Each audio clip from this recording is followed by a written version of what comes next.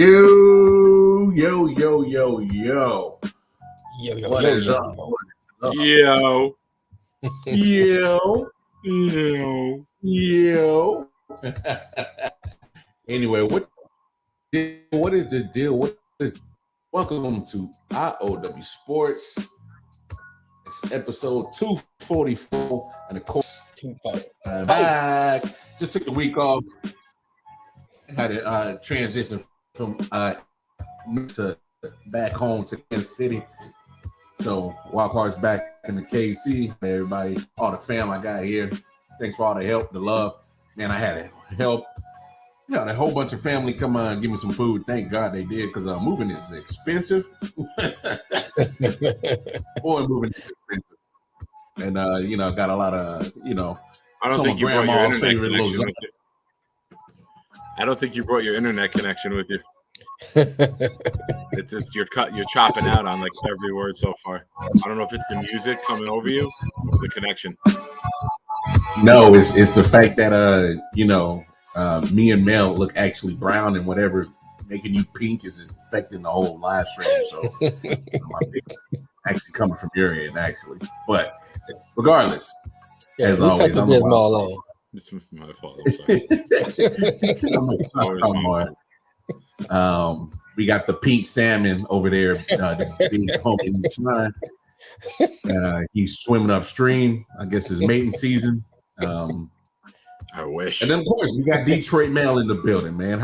Hey, fellas, how y'all doing, man? How's everybody? What up, though?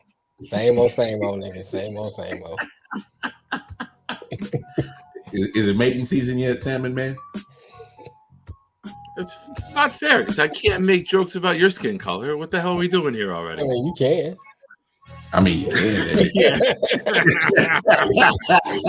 I was just going to I was texting him. I was like, go ahead. No, fucking Mel is going to join in with you. He's not stopping nothing. Like, come on. I just want to say, if I put my arm up and move it too quick, now it's working. I finally am black. Like the white arm disappears. Yes. All right. So it's about to fucking get off on the rails already. We haven't even got through the eliminations yet. MJ, what up? It's my skin color. It's my skin color, Matt. It's nothing to do with them over there. There's I.O.W. dialing. Press Sports. What's up with you, man? How you doing?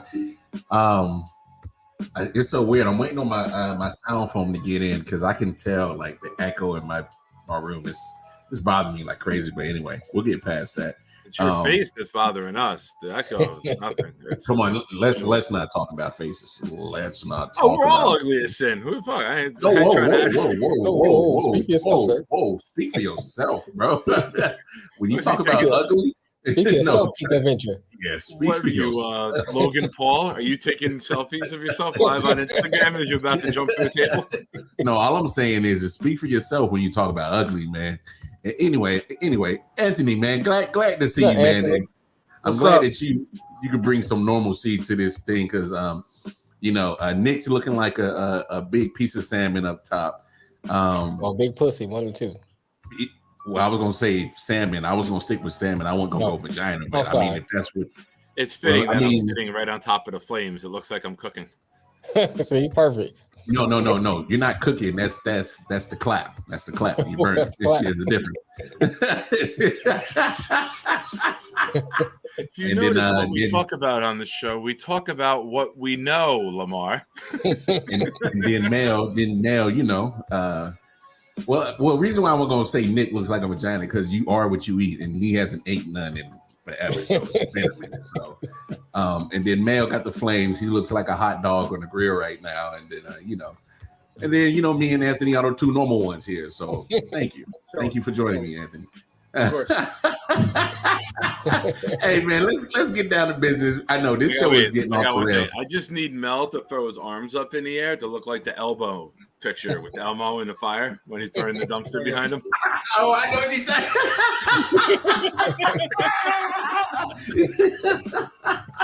Yo, do it, man. Do it. I can't be associated with pedophiles. Wait, hold on. You can't be associated with. Never mind. I'm going to move on. Hashtag what your neighbors say about you. No. Because I was about to. I left it alone. Anyway, let's get to the preliminaries because this show is already getting off the rails, and we're 6.5 minutes in and ain't done nothing but talk shit to each other. Yeah, we could do as 2 hours always, to this. I know. As always, I know the deal. Going on the I.O.W Sports Network, Facebook, Instagram, and most importantly, the YouTube channel where all our content is at. That's where it's stored. Tap in, like, share, subscribe, spread the word of the I.O.W Sports movement we got going on. I.O.W Sports 1 on Twitter. That's where you can catch I.O.W. Of course, y'all can chop it up with me personally. Look under my name. Here it is. Twitter, KC Wildcard Mar. Or catch me on Wildcard Mar on Facebook and Instagram. Detroit Mail, tell them when they can find you at Big Dog. Shit, nigga at the crib. Don't tell the police that, bro. Hey, this is why we can't give certain black folk nothing. I asked you to give the people your social media stuff. Ask them where they can find you, and the first thing you say is at the crib. You turning this into Tinder. Yeah, this is not Tinder. This ain't. You know, ain't no swipe left and a swipe left or right, bro. Anyway, y'all can find him here out of the sports. Where can they find you at, Big Homie Nick, man? Definitely not at Mel's crib. I don't like being chained up in a basement, so you won't find me there. The only pussy I won't touch. Lead it Twitter. Lead it, yeah. You can find me at Twitter at Proud NYJ Fans, Facebook group Proud New York Jets Fans, and the I.O.W Sports Network.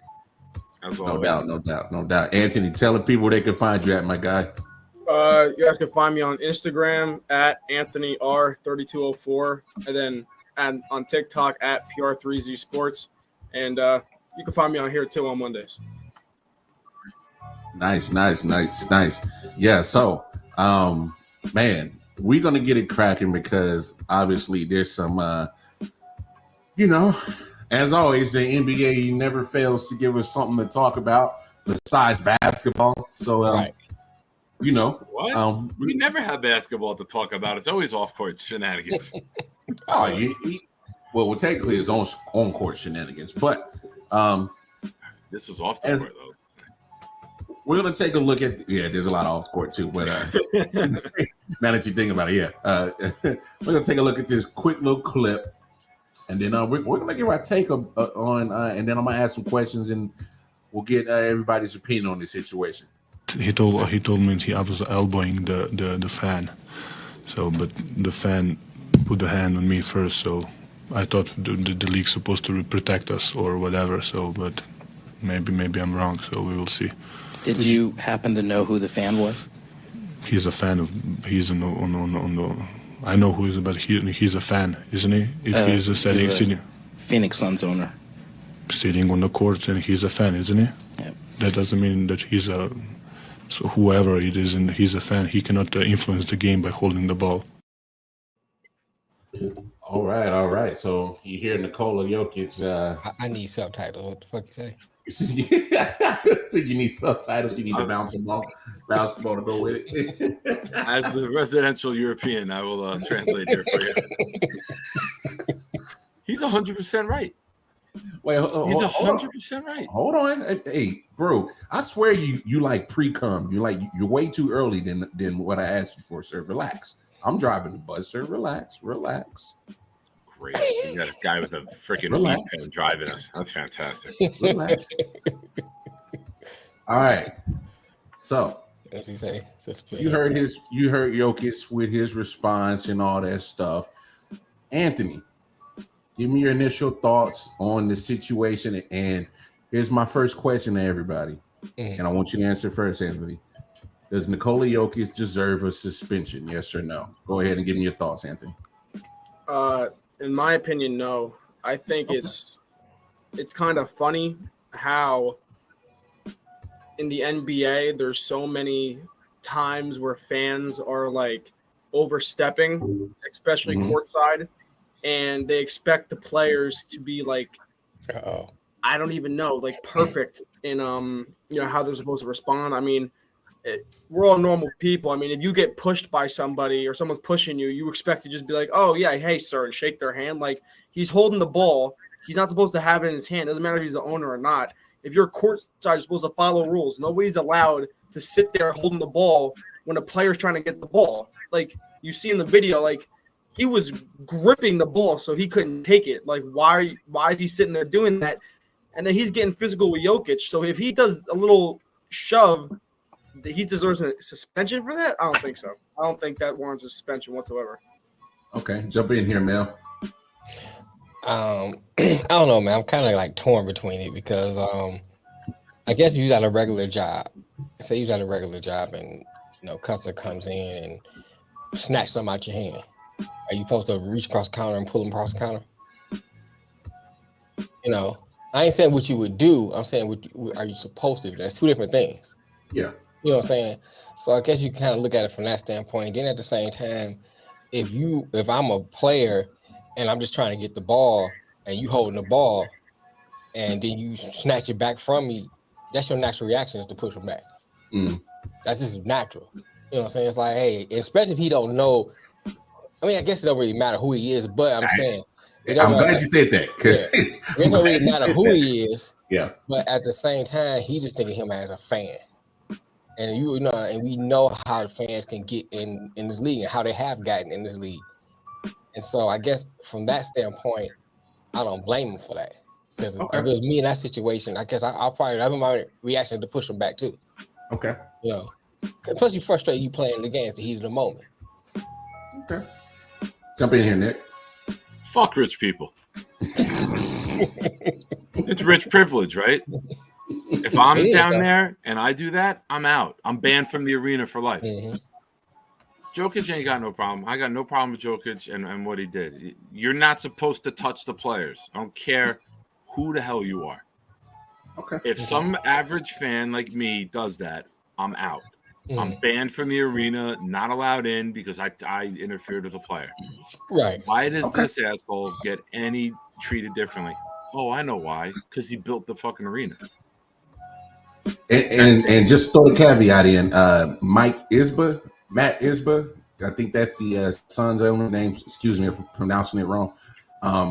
He did come out and say, hey, he shouldn't get a suspension. That's his opinion. Obviously him as the owner of the Suns.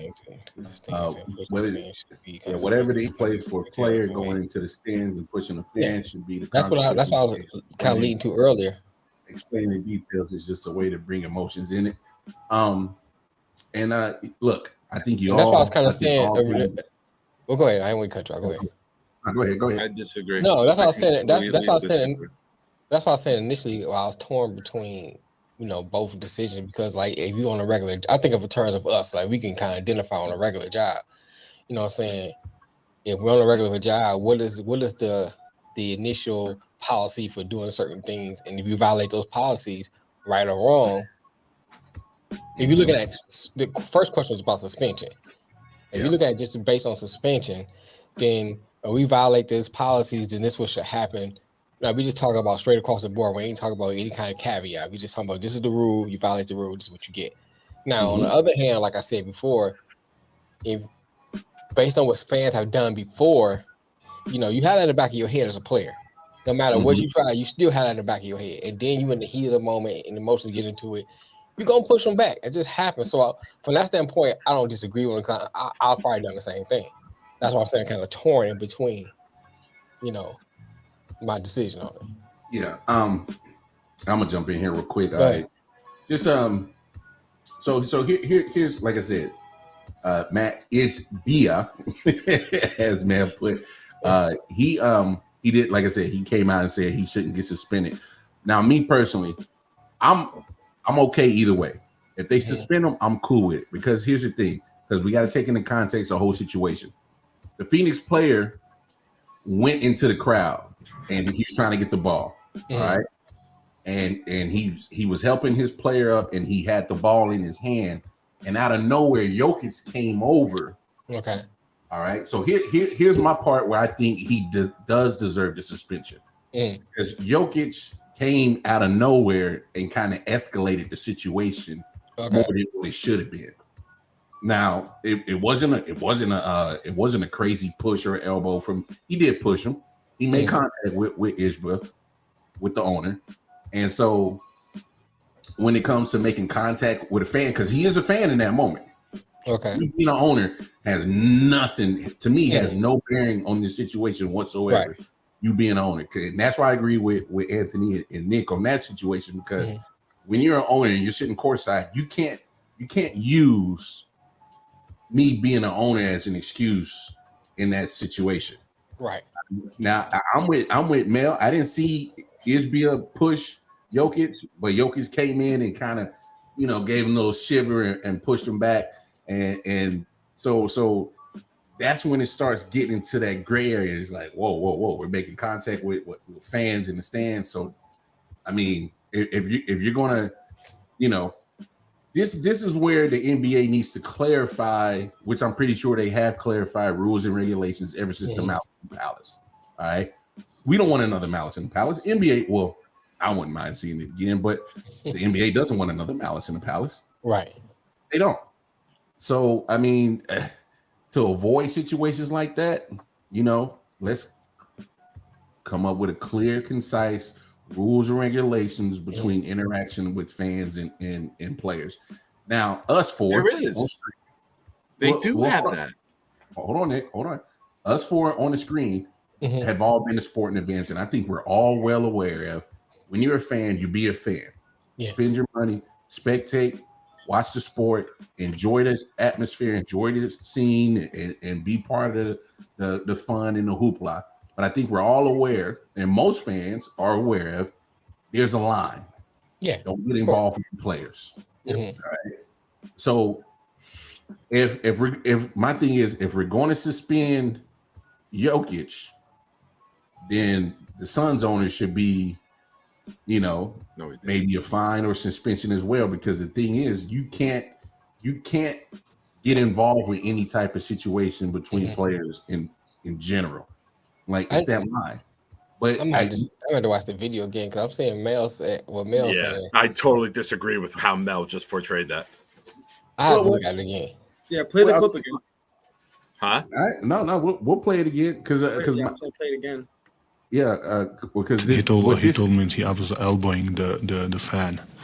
So, but the fan put the hand on me first. So, I thought the league's supposed to protect us or whatever. So, but maybe I'm wrong. So we will see. Did you happen to know who the fan was? He's a fan of. He's on the. I know who is, but he's a fan, isn't he? He's a sitting Phoenix Suns owner. Sitting on the court, and he's a fan, isn't he? Yeah. That doesn't mean that he's a. So whoever it is, and he's a fan, he cannot influence the game by holding the ball. I think that's stupid. Can I fire off here, please? Yeah, go do that. The owner, if you rearrange the letters of his last name, is a biatch. That's what he is here.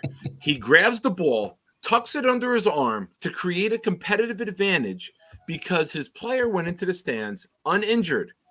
Now the ball is able to be handed to the referee and inbounded, and they go as long as there's no injury. He's trying to create or balance out the level of play by holding on to the ball. Jockic goes to get the ball and give it to the referee. He puts a death grip on it and refuses to let go of it because he doesn't want that to happen. Now, you should be booted right for that. I don't care if you own the damn arena or the whole goddamn state or country. You should be booted for that because you're interfering with the game of play. Now, when the ball does pop out, why are you stepping up into him? I would push him back too if you're getting up in my face. And he just shrugged him away with his shoulder, his elbow. Good.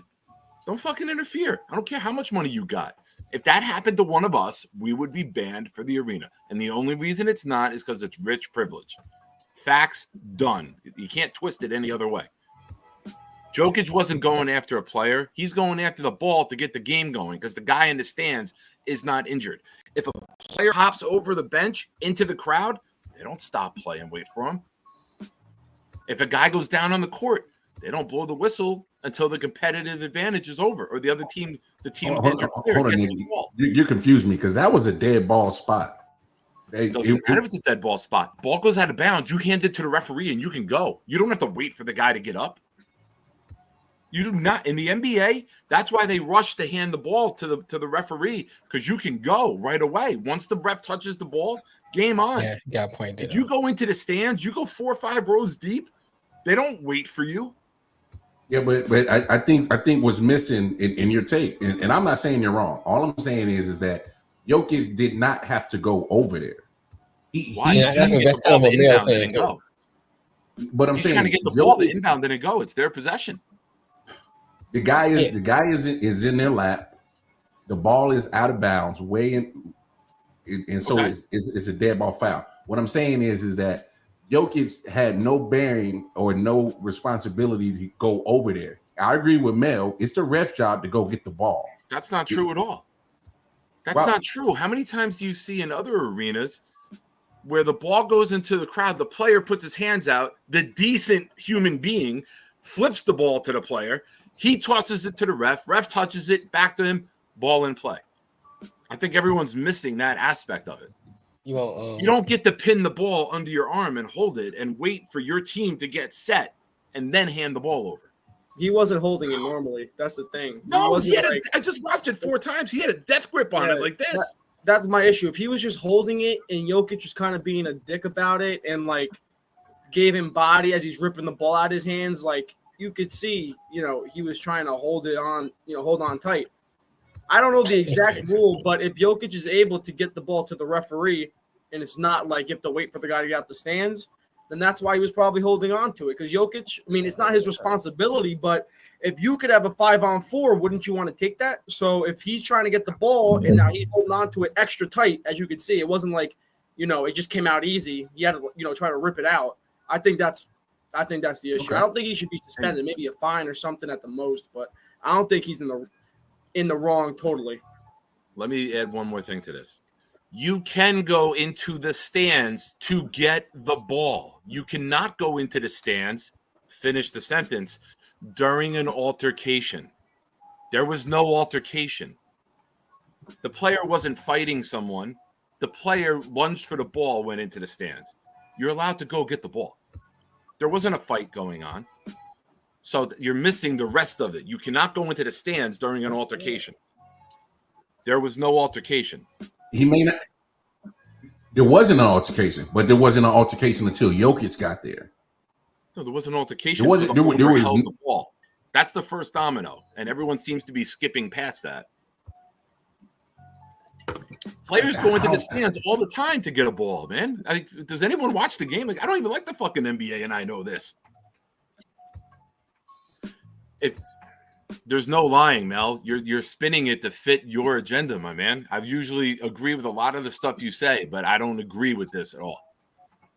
You can go into the stands and get the goddamn ball. As a fan, the first domino, you can't hold the fucking ball until your team is ready to go. Now, here's why you can't suspend Jockic.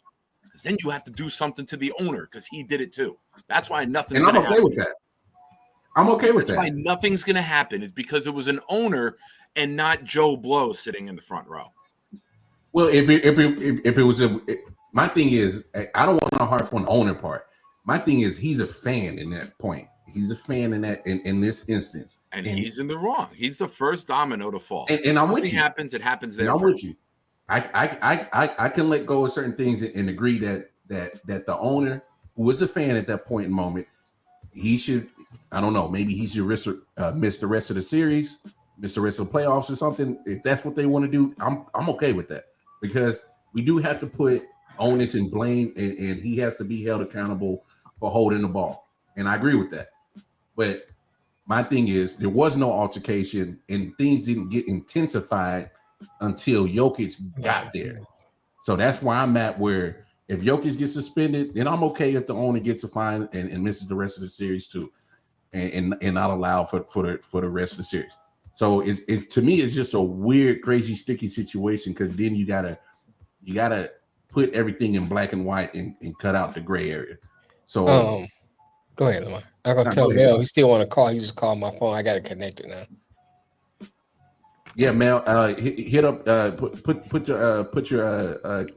Mel got my number. Yeah, put up. Yeah, Mel. I'm gonna say Mel got my number though. Okay. But we're seeing, and the only reason why we're discussing this is because, especially in the NBA, because the fans are so close in proximity to the players, we've seen this, of course, with the Malice in the Palace. We've seen, even last playoff series, last season, numerous, fans, having interactions with players, and so we see this more with basketball than we do baseball or anything else. Go ahead. Is that Mel? I think Mel now. Yeah. Hold on one second. What the hell happened? All right. I think his fans can be. Right, I'm calling them back. NBA players are allowed to retrieve the ball from the fans during a dead ball. There is precedent for this, and the only reason it's becoming a discussion is because the Suns fan is the owner who did not let go of the ball. Lamar, see if you can connect your phone. My Wi-Fi is crazy. This is connected Bluetooth. I can't believe we're spending this much time on this too. By the way, this is wild. I just searched up on to see the rule, and they got a picture from when Jokic is trying to grab the ball, and I don't equivalent the sideline to being in the stands. Like, it wasn't like he was in the fourth row. I mean, he's on the court. They're on the. I don't know. Hold on, I got reconnected. Give me a second. I don't think it's. That don't fit the agenda, though, Anthony. Facts never fit an agenda. No, yeah. I mean, if they suspend him, I think that's ridiculous, and that's right. You should be on. That's the whole series right there. If they don't have Jokic, the series is over. Hello, Mel. Can you hear us? Hello. Yeah, I think it's my phone. Mel. Yeah. Oh, there you go. I hear him. Yeah, I can hear you. Can you hear me good? Yeah, I hear you. Yeah, we hear you. What's going on, fellas? How y'all doing? What's up, brother? How you been, man? How's retirement? I'm good. Hey. So I'm gonna say this, and then I take it off the air so y'all can get back to y'all topics. But I mean, it's two ways of looking at this. And if you just want to, if you're somebody that's doing an investigation, you gotta cut all the personal feeling, the emotion, all of that got to be cut out, and you just gotta get down to the nitty gritty of the. You can say the owner did something wrong, or you can say the fan did something wrong, and then you can also say that Jokic did something wrong, and you have to punish both of them. So whatever the punishment is for grabbing the ball, as a fan, grant that punishment. Whatever the punishment is for going into the stands, which is illegal, because the rules state that you cannot go in the stand unless you're trying to keep the ball in play, just like I.O.W did. He dove into the stands trying to keep a live ball alive. That's legal. That's the only way you can go into the stand. That's right? not written though. To make that clear after Malice in the Palace, they do not want fans interacting with players and going in the stands. But if you go on to save the ball, that's the only way you can go into the stands. Now, voluntarily going into the stands, which when you hear Jokic say, I thought they were trying to protect the players, that's the rule that's in place to protect the players. Do not go. I'm putting it there to protect you and fans from each other. Do not go in the stands. And he willingly went in the stands. So that's the first act to finish, right? They're going to have to review that. He went in there, grabbed the ball. I just say that's fair game. I'm not even going to say that they should punish him for that. It is what it is. The owner had the ball he shouldn't have. So Jokic willingly give him the ball. That's when Jokic got frustrated and pushed him. Right? Now, if you go to my Twitter, at an angle, it shows every single thing. The ball just magically fell in Matt Ishbia's lap. Like, he didn't even try to grab it. As soon as I.O.W fell on everybody, the ball just fell in his lap, and he immediately got up to try to help I.O.W up from the angle that you see on my Twitter account, right?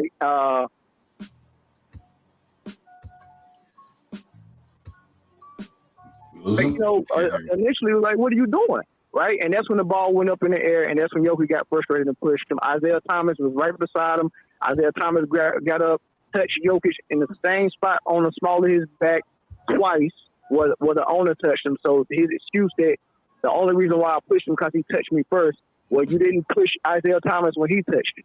So you can save all of that. Now, punishment for pushing a fan. What's the punishment for going into the stands? He didn't go into the stands, though, Mel. Mel, can you hear me? It is the stand. The front. That's the front row. Yeah, I can hear you. That's the front row. But there's a reason the chairs are back, and now there's an angle from the player bench that shows he's in front of the fans, in front of the front row, which is part of the court. That's why those seats are back. He's reaching out for the ball. He's not going 2-3 rows deep to get it. He's not going into the stands, and I think that's incorrect. Everything else you're saying, I agree with, but he's not going into the stands from this new angle I just saw, which is from behind the other ends of the court. Okay, that's fair. If that's not considered the stands, then I stand corrected. If that's not considered the stands, but it's fans right there, it's the audience right there. I don't see how it's not the stands. That's how I see it. It all depends on how the NBA sees it. I don't. Either way it goes, the referee was right behind Jockic. It was a dead ball. Now, if it was a score, the ball is still live and you can grab it and inbounds without the referee touching it. Dead ball, the referee. Yeah, let me turn this. He was going over there. He should have just let the referee do his job. Yeah, but you see that all the time, though. You see players reaching out for the ball from fans. They flip it to the player. He gives it to the ref. He taps it up, gives it back, and they go. Play resumes. The only reason this guy's holding the ball because he owns the goddamn team and he doesn't want his team to get disbanded. But they're not in Denver, Nick, so he can't expect that. They're not in Denver. They in Phoenix. He really thought Smiley was go participate with him getting the ball. No, that ain't how that works. It's called home court advantage for a reason. Yeah, but you can't take the ball. If you're any fan and you hold the ball till your team is ready, you're getting booted. Let's be real about that. This is rich privilege right here. That's what it is. Because you can't do anything to the owner. You can't do anything to Jockic without doing something to the owner. And that's why nothing is going to happen here. I think it's just 100% him being the owner.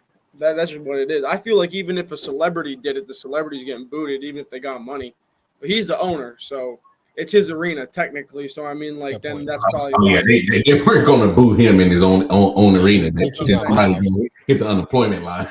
He deserves it, but how do you build your own arena and not build a banging ass suite to hang out in? And why would you give yourself not? Why would you not give yourself tickets at mid-court? Why are you buried in the corner where you put the D-level celebrities? Nick, that's not fair, man. You see Steve Ballmer from the Clippers sitting at the same spot. Well, that ain't even his arena. I don't, because I don't watch that. You might got a point. I just thought about that. That's the Lakers arena. My bad.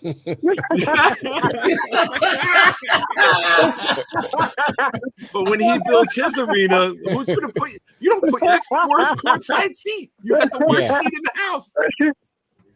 Hey, but Michael Jordan sit that close to the bench. Mark Cuban sit that close, and Steve Ballmer do as well. Some owners just like that, man. They like to be, and remember, he was a former basketball player at Michigan State. So I mean, he just liked the action, I guess. He just liked the smell of them sweaty men falling up on him.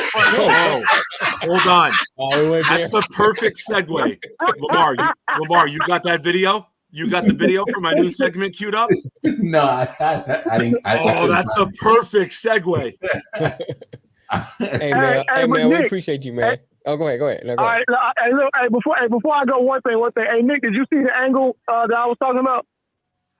I think so. I have. I searched it on YouTube, and I'm not sure if we're talking about the same angle.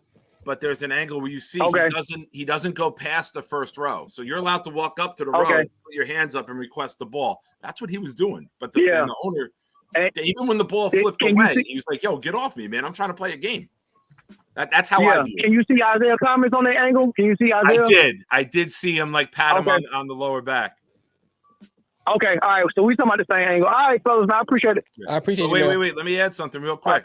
Isaiah got to be careful because the last time Isaiah was touching someone on the lower back, the Knicks had to fire his ass.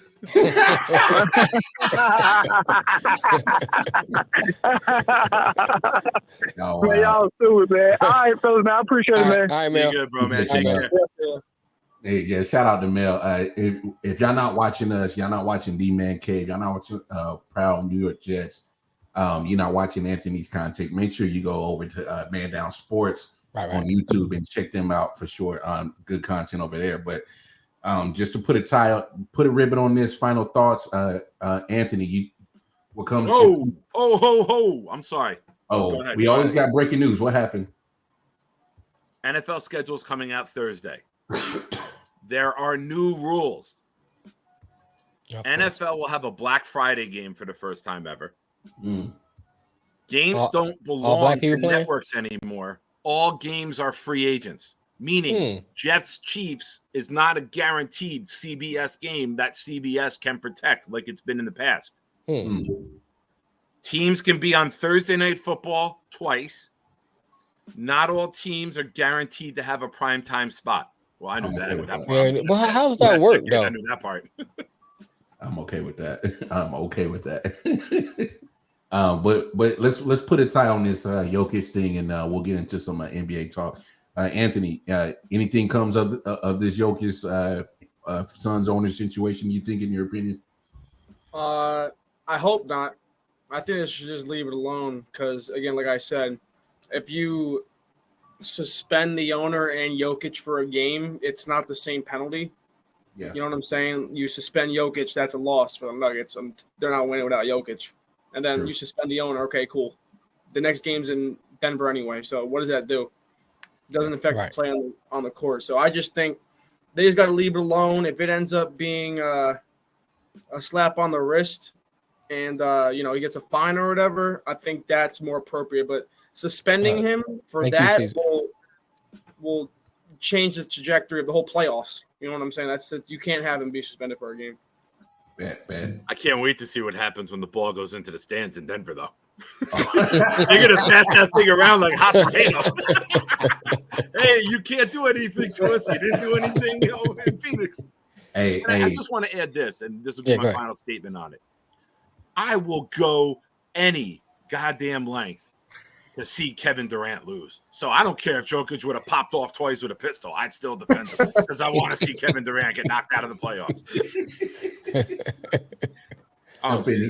This is the it's not even close to halfway, man. I'm going the whole calendar year. Oh Lord. Damn. Maybe longer. I'll make it easier for everyone's viewing pleasure. I'll just tilt the camera. No, can you just turn the camera off? I hope the back of your seat breaks and you fall into those flames. Nell, jump in on your final comment, man. Oh man, like I said, man, I something when it comes to stuff like that, I'm like, I gotta look at the video 3-4 times before I can really give a full assessment. But based on what everybody said, I think it's a wash. Just keep it moving. Yeah, I'm right there. It's not even worth making a big fuss out of it. Yeah, I'm right there with y'all. Call it a wash. Because Anthony brings up the best point. If you punish Jockic and you punish the owner, there's not an equal amount of punishment that actually is being determined. And you got to be honest, losing the owner for a game and losing Jockic for a game, they definitely don't weigh the same. Who is this, man? They capping already. Talk about you too young, too good looking. That's Anthony's dad. That's my friend. That's oh, really? Did you pay him to say that? Yeah, he paid him. Yeah, because Caesar. Yeah, good looking. You were fine until you said good looking. Yeah, let's not disrespect our viewers. We value have to all ban you for the station. Ban you for the channel, say stuff like that. Caesar, any comment you want to make, I will make sure it gets up on screen, my brother. It's cool. We respect the handicap because you must be blind. But let's get to the actual basketball talk of this whole situation. So you got the Suns, you got the Nuggets tied at 2 games apiece. Mel, jump in here. Give me your thoughts on the series so far, 2-2. How do you see the rest of the series going down? I ain't gonna lie, man. When I first the beginning of the season, I thought Denver was gonna run away with it. Mm-hmm. I thought Denver was gonna run away with this thing. The Suns making a series now. I mean, but like we said earlier, when Anthony and Nick and I was talking, Book and KD gonna have to play out their mind to keep this thing going, and I don't see them keeping that up. That's the only thing. That's a lot of work. And if they come out this series, they'll come out this series tired, and they're going to another series. It's gonna be rough for them. So anywhere it goes, if they get out this series, they're not going past the next series because they'll be tired. I got you. Nick, jump in here on your thought process on this series so far. I have to put this up here. This has nothing to do. I'm trying to skip over that. This has nothing to do with being a salty ass Nets fan. I have hated KD before he was a Net because he jumps from team to team. I even said it when he came to the Nets, but it was before I was on the show.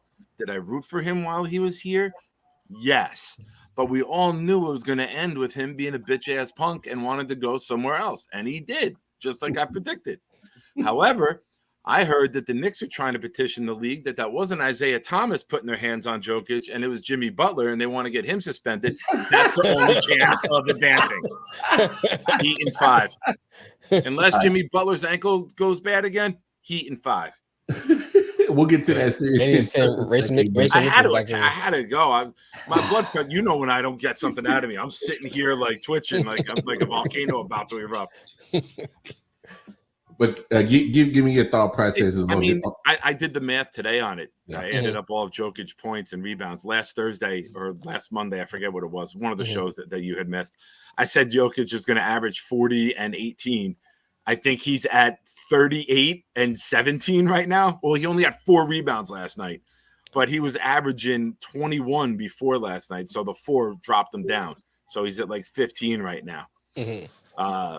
But I mean, I haven't seen any of it. I go to bed early now, man. If I'm up late, I'm either doing a Jet show or I'm hopping on with you guys or watching you guys until I fall asleep at night. But I don't care enough about the NBA to watch it. Like, I'll be honest with you. For the first time in 20 years, I watched a hockey game yesterday. That's how disinterested I am in the NBA. And me and Nick had the Devils game on, which outscored the Nets in some games this season. There you go, Matt. If I'm going to make fun of if you're going to make fun of the Nets, go for a big knockout blow like that. But the Devils had 8 goals yesterday. That's nuts. If you tell me every game is going to be 6 goals or more, I'm watching. I don't want to watch 1-0. And they beat them like 8-4, right? 8-4, yeah. But then they scored. It was 7-2. And then they scored back-to-back goals within a minute. And me and Nick both turned and looked at each other. We're like, oh, shit, are we the Jinx? Do we have to shut this off? We went outside. I let him mow the lawn. And he's like, oh, it's over, 8-4. I'm like, oh, thank God. Well, the Hurricanes never win on the road. They always lose which on is the true. road. Yeah, which is true. We'll get more into some NHL talk, but that's all I got. I shot that's all I got. That was it. I'm tapping out. Tapping out already. I just want to get one honorary mention before we move on, but I gave the Maple Leafs props last show we did, and these motherfuckers down 3-0 now or 2-0. Like, come on, man. I gave them props, bro. And look what they doing. But anyway, go ahead. I just wanted to get that out. No, I'm with y'all. I'm with a lot of points that you guys have already said. Here's the thing with the Nuggets. I think they're the more complete team, more deep team. They shout out to the Bruins. Thomas, welcome to the Hater Show, bro. Thank you, Thomas. You can bring hate for the New England region at any time on the show randomly. It will get put up instantly. Yeah, sidebar. Obviously, I've been dealing with the move and all that, and I wasn't on. I didn't have my equipment with me to talk about the Bruins. Yeah. I gotta say this. I don't care what nobody says. And this brings me back to when Giannis was talking about is the season a failure or not because of this and that. Now this quantifies to me as the hugest failure in sports right now. You can't have a record season like the Bruins did where you literally shatter records for scoring, wins, points, all that. Bro, they was in first place the whole season. Year. The whole season. Got bounced. And you got bounced in the first round. And I don't care how they slice it. I don't care how you say, oh, yeah, we had a great if we had injuries. I don't want to hear no excuses. The fact of the matter is that you led the NHL regular season in just about every statistical category that there is. And you were literally the prohibited favorites. Everybody, even people who don't watch NHL, is the Bruins and the magical season that they had. And you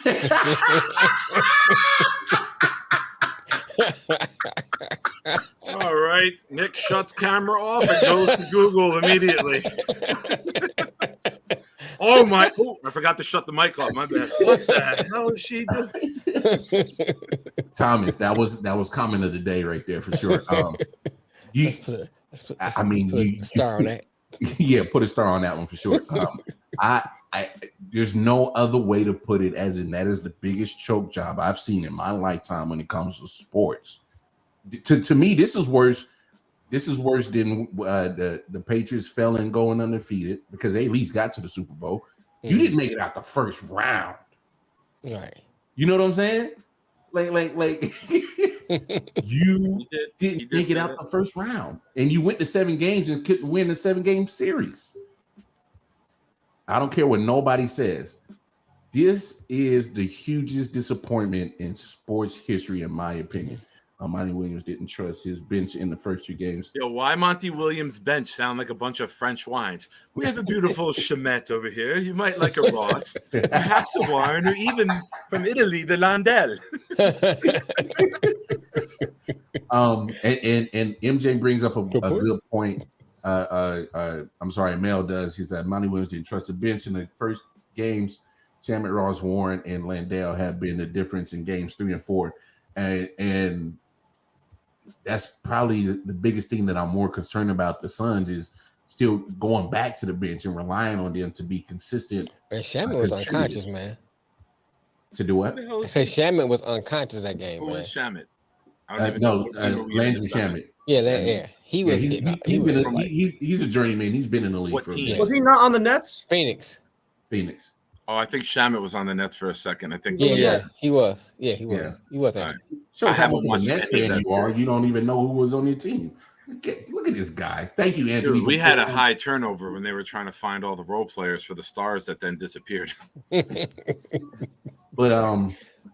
I think it's quite. Harden did in games 2 and 3. Yeah. I think it's quite interesting that this series is tied only because of the fact that I'm not seeing why Denver is not taking advantage of the fact that, Phoenix is not a deep team. They're really not. Now I know that the bench is kind of slowly starting to come into play the last couple of games, but you got to take advantage of the fact that you're a deeper team, and even the players coming off your bench in Denver, they're better than what's coming off the bench in Phoenix. So I'm just confused on why it's booty juice. Look, their winning is because they're never mind. We'll get to that in a second. Can I ask you a question about the Sun series before we move on, Lamar? Yeah, go ahead. I want to throw a question at you. Yeah. Coincidence that Chris Paul's out and they finally win? Man, you know what? Yeah, we're gonna bring that up too. Yeah, I didn't even know y'all playing better without Chris Paul. Hey, man. Obviously, y'all. I know that's your boy, and I know this is difficult for you. No, I've been waiting all day. I know you've been sitting on this waiting for a minute. Look, we need to have a come to Jesus moment. All right. We've had it. We're waiting for you to join. No, we gotta have a come to Jesus moment. Because as much as I love CP3 and I adore him as a point guy, but now he's a lowercase G. He's not even a capitalized G no more. Here's the deal. I've seen too much of Chris Paul being hurt at the wrong times for his teams. Whether it was the Clippers, whether it was the Rockets, and now the Suns. He's missing, very important time when it matters. When you're not available for your team in the playoffs, that changes everything. Yeah. That changes a lot. And I just got to say it. Say it. Damn it, CP3. I just the way that you're doing me, man. It's the Suns don't even need you no more, bro. Ah, there it is. That's the spot I've been waiting for. We just gotta call a spade a spade. Look, we just gotta call a spade a spade. Don't play. And CP3, man. I mean, I love what you do. I love your overall career, but lately, teams are doing well without you because they got to take into account you're bound to get hurt during playoff time. Mm-hmm. And I mean, face it, he old, man. For basketball age, he's old. Oh, but he's done this his whole career. He's disappeared in playoff series his entire career. He has. And you know what, Nick? And this is what's turning me over to that side is because when you say I won't he go has on that side because Nick is saying it. No, but hold on. Mel's about to order a Chris Paul jersey. Just a spider. What I'm saying for every team he played for, too. Nick brings a good point though. When the Suns were in the finals with the Bucks, all you needed was a tad bit more CP3, just a tad bit more, and you couldn't get it, and then they ended up losing that series. And so, valid.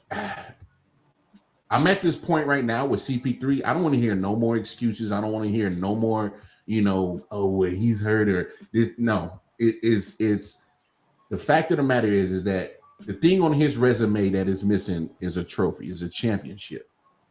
And he's gotten so close. And when he gets to that moment to obtain it, he doesn't show up. Right. He didn't show up in that finals. He did it himself. You know what I'm saying? Yeah.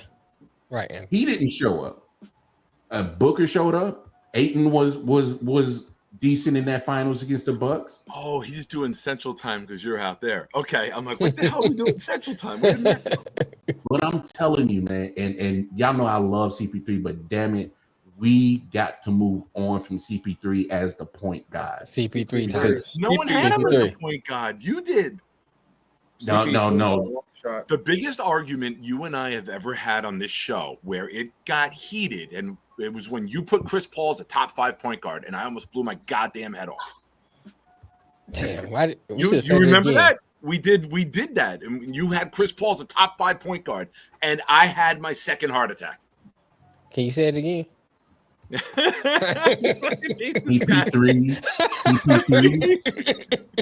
is a top 10 point guard. Let's wait for the results. I'm already turning red. Look. You mean pink? No. Let me. I said this today on the post. I think somebody made it, and they tagged Bobby in it about Chris Paul.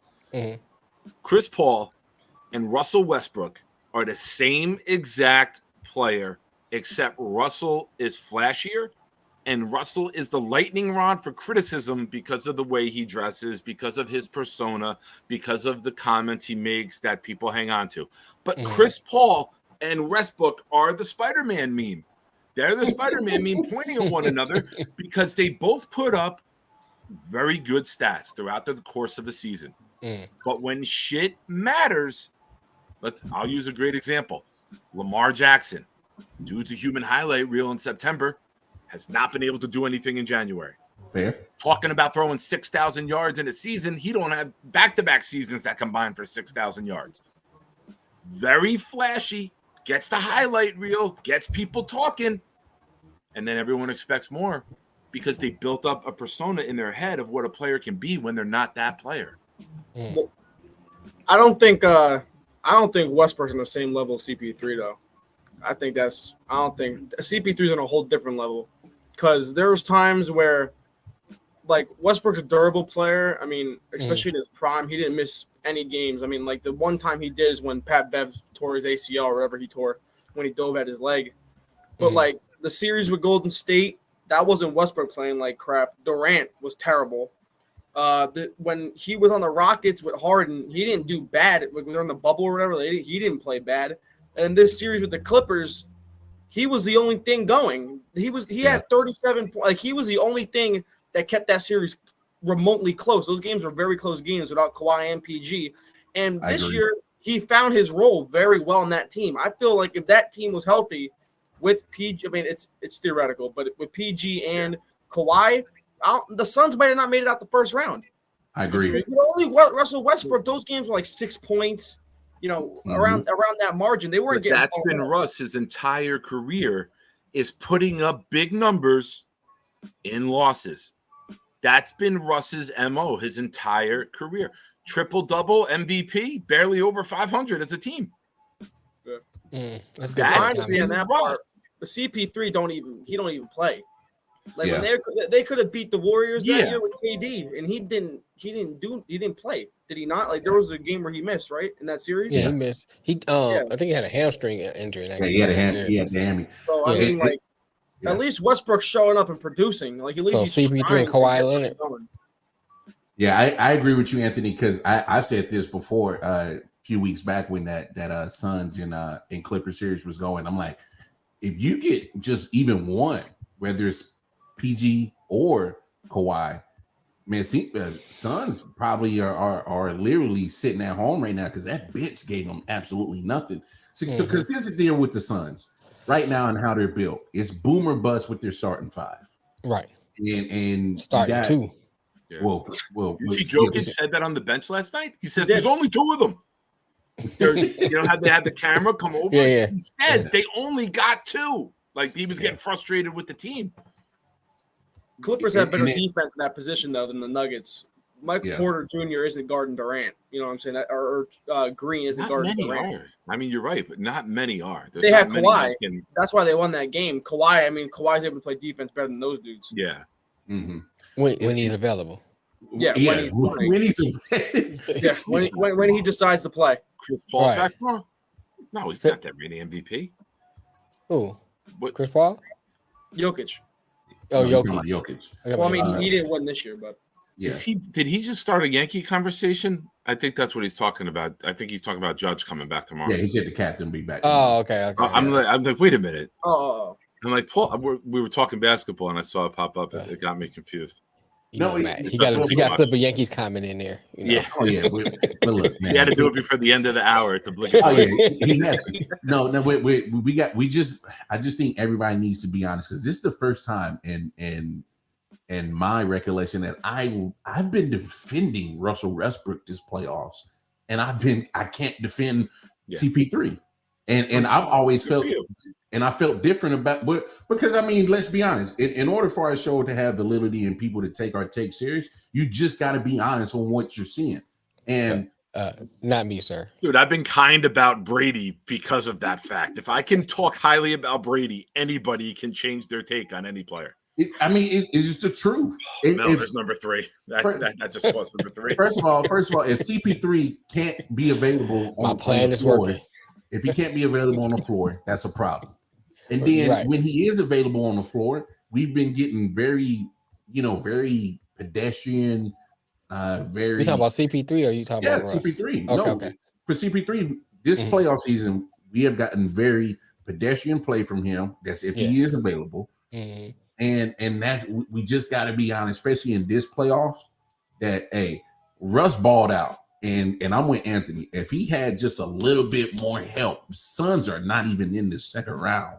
They're not. Shit, they might lose to Denver, so it don't matter anyway. Well, I mean, here's the thing. I got to look at Denver too, because my thing is, you got the bigger squad. Man. You got the bigger squad. You got the more depth on your bench, and you're not taking advantage of a smaller Phoenix Suns. If y'all watching the game, DeAndre Ayton cannot guard Nikola Jokic. He can't guard him. He cannot. 53 points says that. Yeah.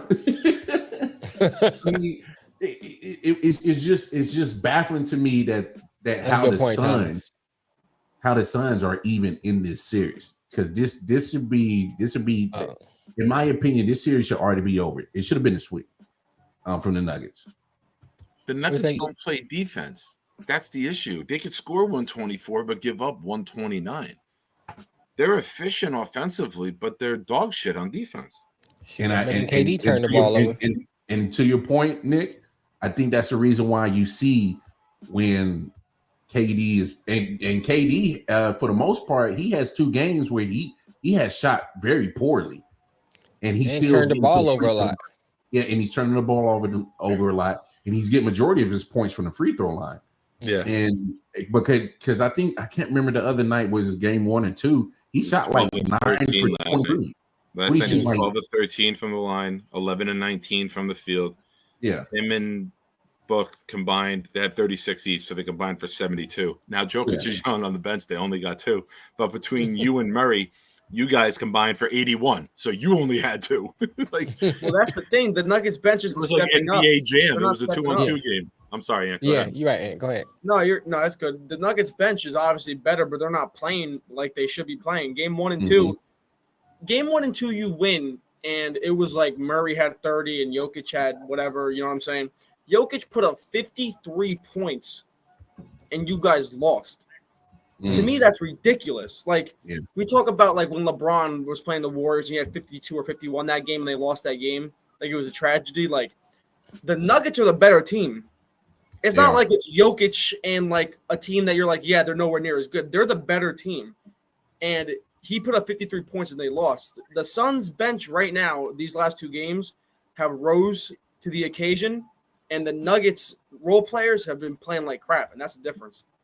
True. All right, let's move on to the other Western Conference playoff game. You got Los Angeles Lakers and the Golden State Warriors. They're tied 2 games apiece. They got game 5 tonight. Let me double check. Game 5 tonight.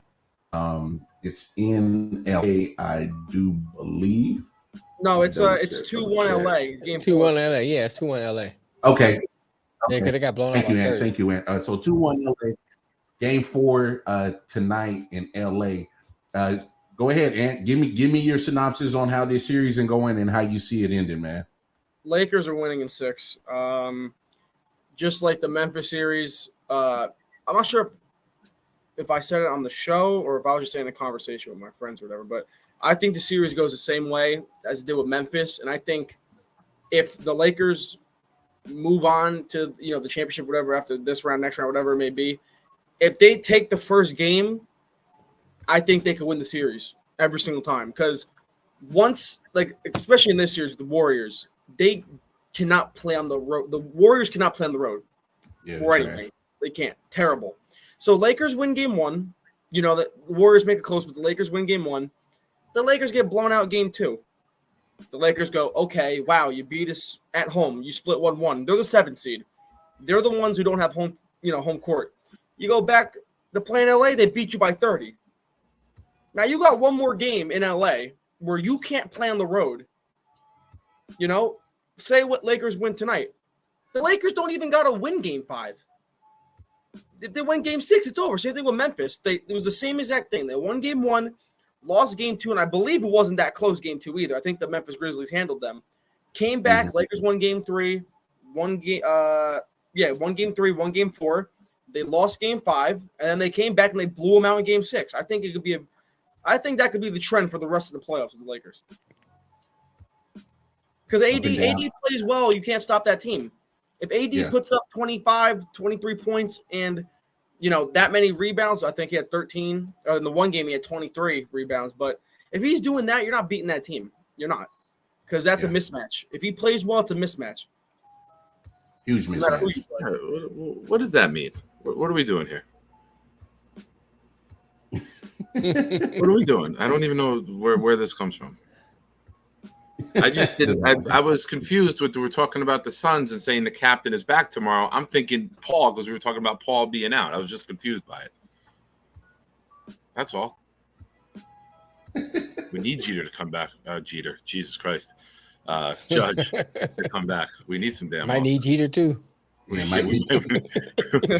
bring back Yogi to catch. Right. We need a whole bunch of shit. I'll take Yogi as catcher as is right now. Dig him up. Find out Yogi Berra come out of retirement. Come out the grave. Come start catching. They did win 1 sack. Yeah, they won 1. That's because the Kings weren't ready for that big moment. No, they weren't ready. The Kings are going to be a better team next year for sure. You get that playoff experience. You get that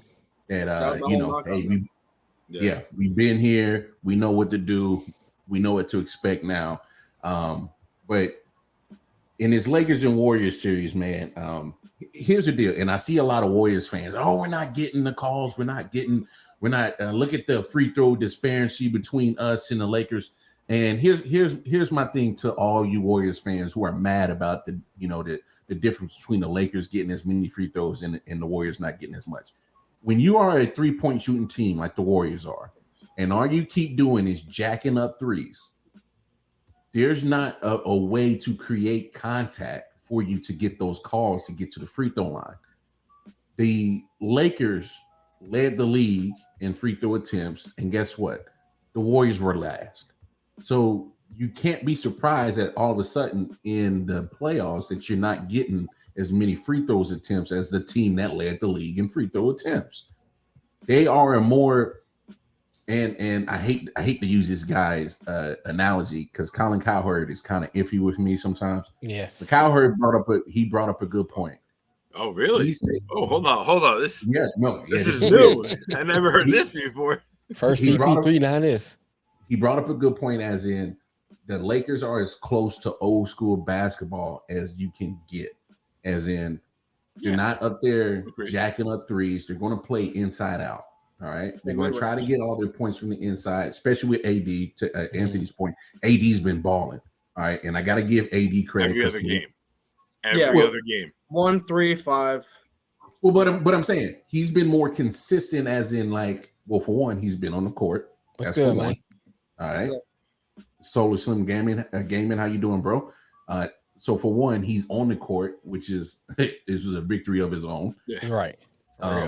Two, he is, if he's not producing offensively, he's still producing rebound, and he's still being a force in the paint, whether it's rim protecting or cleaning up the glass. And so I got to give him his props right there. Mm-hmm. Now, you can't get mad, Warriors fans, when you keep shooting up threes and you're not getting to the free throw line. Because what's the only way that you're going to get to the free throw line is when you're shooting at threes, is if somebody hits you in the act of shooting at the 3-point line. That's the only way you get into the line. You got to get a more balanced offense, as in, hey, let's probably get to the cup or mid-range, or it stops hanging out at the 3-point line. What was a game 3 or 4 that they jacked up 53 threes? Yeah. Come on now. And you're mad that you're not getting to the free throw line? What are we talking about? Mel, jump in here, man. I'm gonna have to give Melvin Wall his props, because I kind of agree what he was saying about it. And I'm gonna use some of what he said, but when you look at what the Lakers did for us adjustment wise, they took LeBron off the ball and let the guards actually be guards. And then now you're starting to see LeBron even playing pretty good defense, because he's able to help on the weak side while AD is standing in the paint and blocking, because LeBron's not bringing up the ball up the court. He's allowing the other guards to be what they're supposed to be when they came to the team. You know what I'm saying? So I think that's part of position. Right. So I think that's part of success, because now LeBron can, he can help on the weak side and defense. He can score. He can get the ball, off rotation, off screens and stuff like that. So I think that's part of their formula for winning. Mm-hmm. And I think that's helping AD even play defense too, because he don't have to worry about, he can play his true position. Let me say it like that. So I think that's part of Lakers' success. And then when AD being healthy, who really gonna guard him on the Warriors? Who can stop him? They wouldn't have anybody. Ooh. And then you got LeBron. Touch on that, Anthony. He already is. Whoa! Oh! Hey, quick side note. I had to get him out of here. He is no longer allowed on the show. He's no longer able to participate. We thank him for his 2 weeks of contribution. Hey, I want to shout out Solar Slim Gaming real quick. That's my producer, JR, from my Jets show now. If you haven't seen the proud New York Jets fans lately, the last 2 weeks, the production levels through the roof now. Okay. So that's shout out to JR. Yeah, no suspension. Okay, cool. Breaking news from MJ. No suspension from Jokic. All right, cool. All right, so let's move on, NBA. And I'm okay with it. Like I said in our previous conversation, I'm okay with it. If they were going to suspend him, then you got to do something to Matt Ishbia, the Suns owner. But anyway, side note. So since I got to Kansas City, I linked up with my grandfather, 75, 76 years old, and literally his love for basketball what got me into basketball. I'm disappointed because my grandfather had the nerves to sit up here and say LeBron's a GOAT, and I can't believe that my grandfather said that. I might have to go get a ancestry.com little test, double check and make sure that we're the same blood. I mean, you don't have to do that. You probably just might have to go get them some Depends, because at that age they start losing their faculties.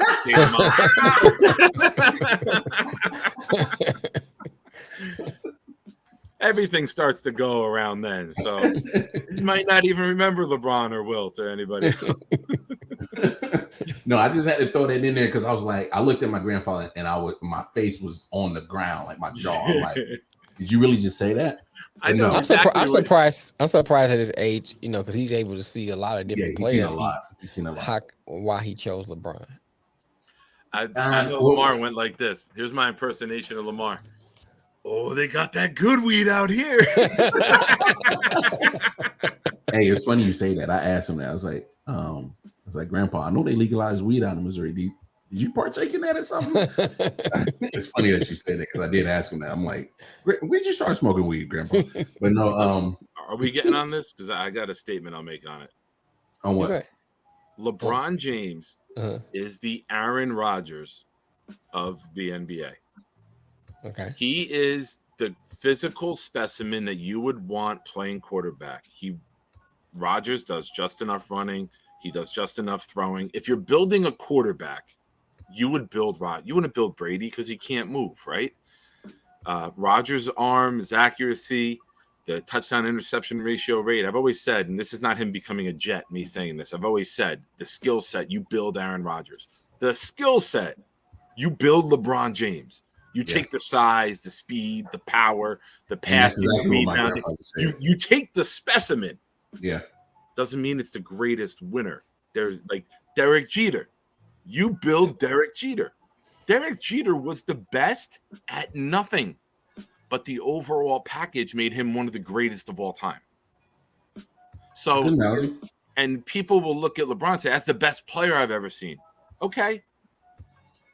I might agree with you. He's the best physical specimen out there. He was bigger and faster than Jordan.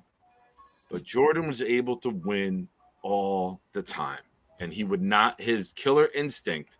Well, once he got there. He didn't. But he had to develop first. He had to develop first. When Michael came into the East, they were loaded with the Celtics and the Pistons. Yeah. He had to overcome that. When LeBron came into the NBA, the Nets were just done losing by 60 every game in the NBA Finals back-to-back years. The Sixers' weak ass went to the Finals one year. The East was the softest it's ever been in forever, and he was able to make it to the Finals as a rookie, or the second year, I forget. Yeah. But he got there with teams that had no business being there because the conference was so weak, and he would get swept by the Spurs. He would get embarrassed in the Finals because the team was dog shit, because the conference was dog shit. Jordan went into one of the greatest conferences of all time. Who were the other teams in the West with the Lakers? See? Nobody. Who did Jordan have to go through? The Celtics and the Pistons, two of the greatest groups of teams of all time. He had to go through some dynasties. Yeah, there's reasons when you dig why shit happens. People just blurt it out as an insult, but don't want to know why it happened that way. We can talk about why LeBron don't got more wings, with Kevin Durant, and all the whole thing with Kyrie Irving, Kevin Love getting hurt, I don't want to bring it up. Durant never stopped LeBron. Durant never knocked LeBron out. I mean, the Warriors did, but fucking Durant was there. No, that's what I'm saying. Like, that's what I'm saying. And then like the last year that they played, when they got absolutely destroyed, when they got swept, when Kyrie left, like the Cavaliers had no business being in that series at all. They were the fourth seed, and that team was garbage. The team was garbage. They started the season off 2015. No, 18. Okay. When they had Dwayne Wade and Isaiah Thomas playing for them. Like that team was awful. But the East was awful. That was before Tatum. That was before Giannis. That was before. Yeah, no. That year was like Boston was all rookies. They were all young guys. They're all young guys. So everything in sports is situation. Nothing is definite, no matter what way you look at it. There's always good point. Them doing that. I like the way the conversation is going. Let's transition this way to some other NBA talk.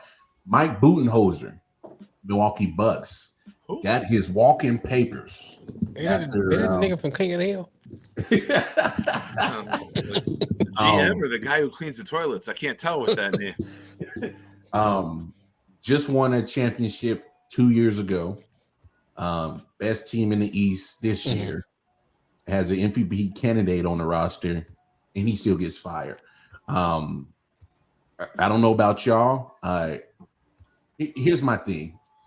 When he has almost a 70% winning percentage as your coach, just got you a championship a couple of years ago, best team in the East this year, and you still fire him, I'm not looking at necessarily him. I'm looking at the GM more than I am anything, because look at what this guy has done with the roster that you have given him.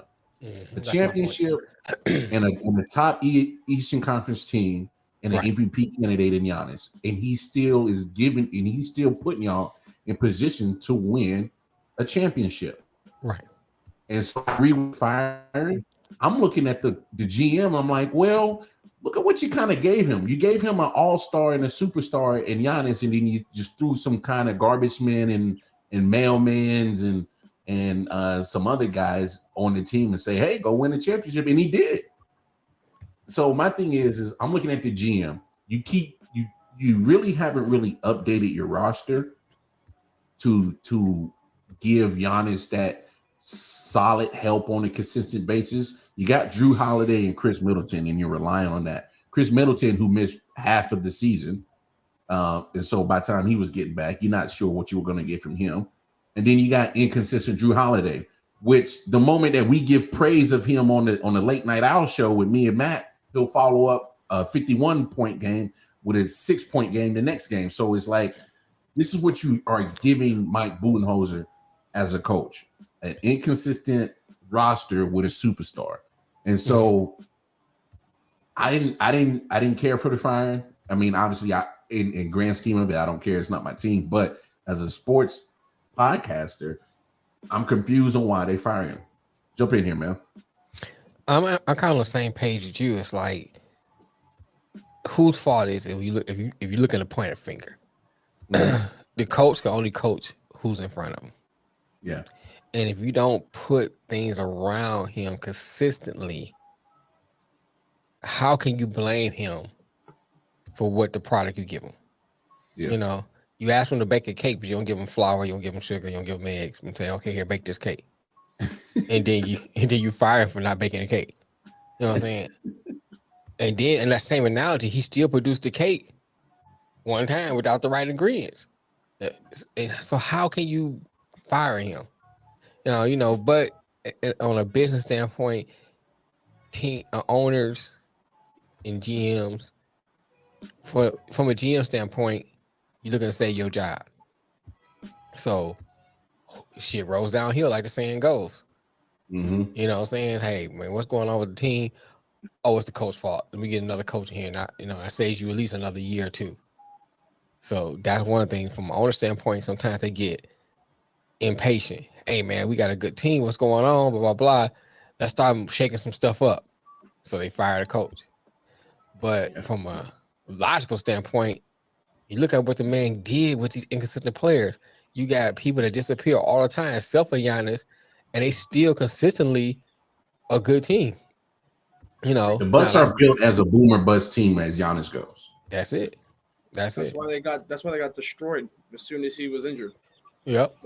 Yeah. Jump in here, Ant. Give me your thought process on Mike Budenholzer getting that axe, man. I think it's stupid, to be honest. I mean, when you're a coach, you can only do so much. You can control what you can control, and that's it.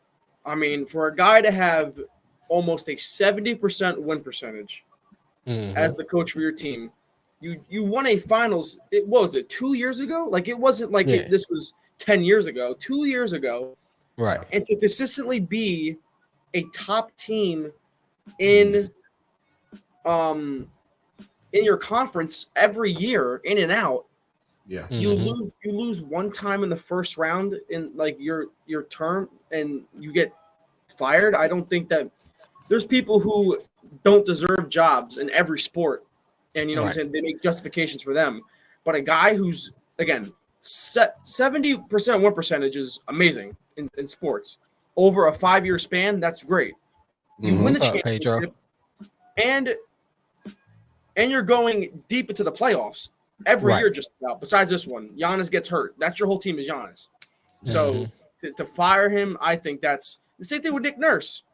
Their team has not been good since Kawhi left. Is that his fault? He won the championship when you gave him the team. You know what I'm saying? So I don't know how you fire great coaches like that. I don't get it. Yeah. Jump in here, Nick. You're the coach, man. So give us your breakdown on the coach with a 70% winning percentage. Just won the championship 2 years ago. Coaching a team that is consistently at the top of the East ever since he's been in the seat. So give me your breakdown on the firing. Justified? You blame the superstar because the superstar is probably the one that pushed for it, and nobody brought that up yet. Whenever you get a firing of a guy who's undeserving, it's usually player demand, and I'm sure that will come out in time. Or the Bucks are so tightened up because they're doing anything to keep Giannis so that he will stay and don't want to get traded or go somewhere else. I think it was his wish list, right? You want me to stay? This is what I want. This is what I need. I want this coach. I want this system. I want these players. So do what I want, or I'm out the door. I don't disagree, but usually you see some kind of sign that there's like, some kind of friction. They are fluffing him so much. They're praying that he stays there because they'll go back to obscurity. Oh yeah, I agree with you. What you say, I'm sorry. No, I was just saying that that's been his coach for a while, and they've had success. I would feel like it'd be. I'm not saying it's not possible, but for me as a player, if I'm with a coach and I've been with this coach for how many years now, and we're winning, we won a championship together. We're at the top. You're used to that guy. Why would you just want to get rid of him? I don't think that helps the situation. If he wants to stay there, why would you want your guy to be gone? I never heard how I look at it. And that. But you also got to look at it this way. You got to add this to it. Okay, go ahead. Everybody gets along on the rise. Yeah, that's true. Everyone, when you're coming up, all this stuff gets masked because here we come. We're that next team. You get built up with things you hear in the media. And then you win it, and now all the shit you didn't like about each other is now getting exposed in losses. And when you get a first-round exit, the gas is poured. That's just a match getting tossed to ignite something that's been sitting there stirring and brewing for a while. Especially for a now the first-round knockout is what exposes it and makes everybody do the Spider-Man meme, start pointing at one another. It's not me. It's not that I got injured. It's his coaching. And to throw this in here, they're the first 1 seed to get bumped out by an 8 seed playing team.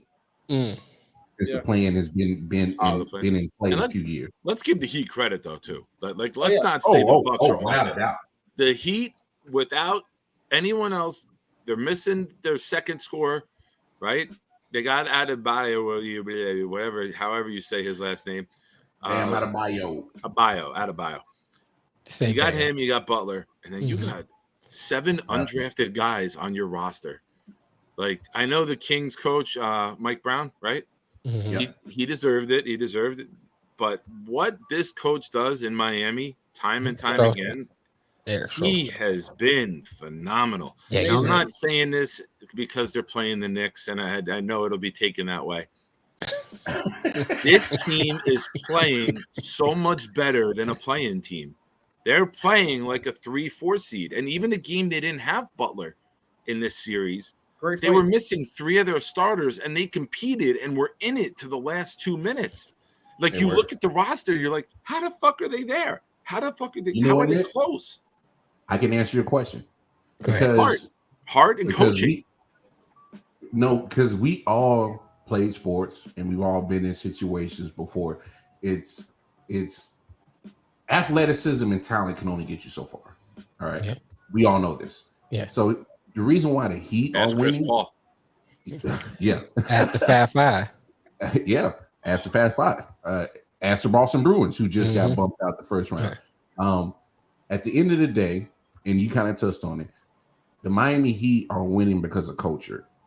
They're winning because they draft hardworking players who want to win, and they're not always going to be the most talented.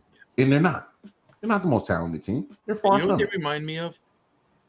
They remind me of the 11 seed in college that is going up against the Sweet 16 against that top seed. But the top seed is full of freshmen and stars and guys who are going to get drafted.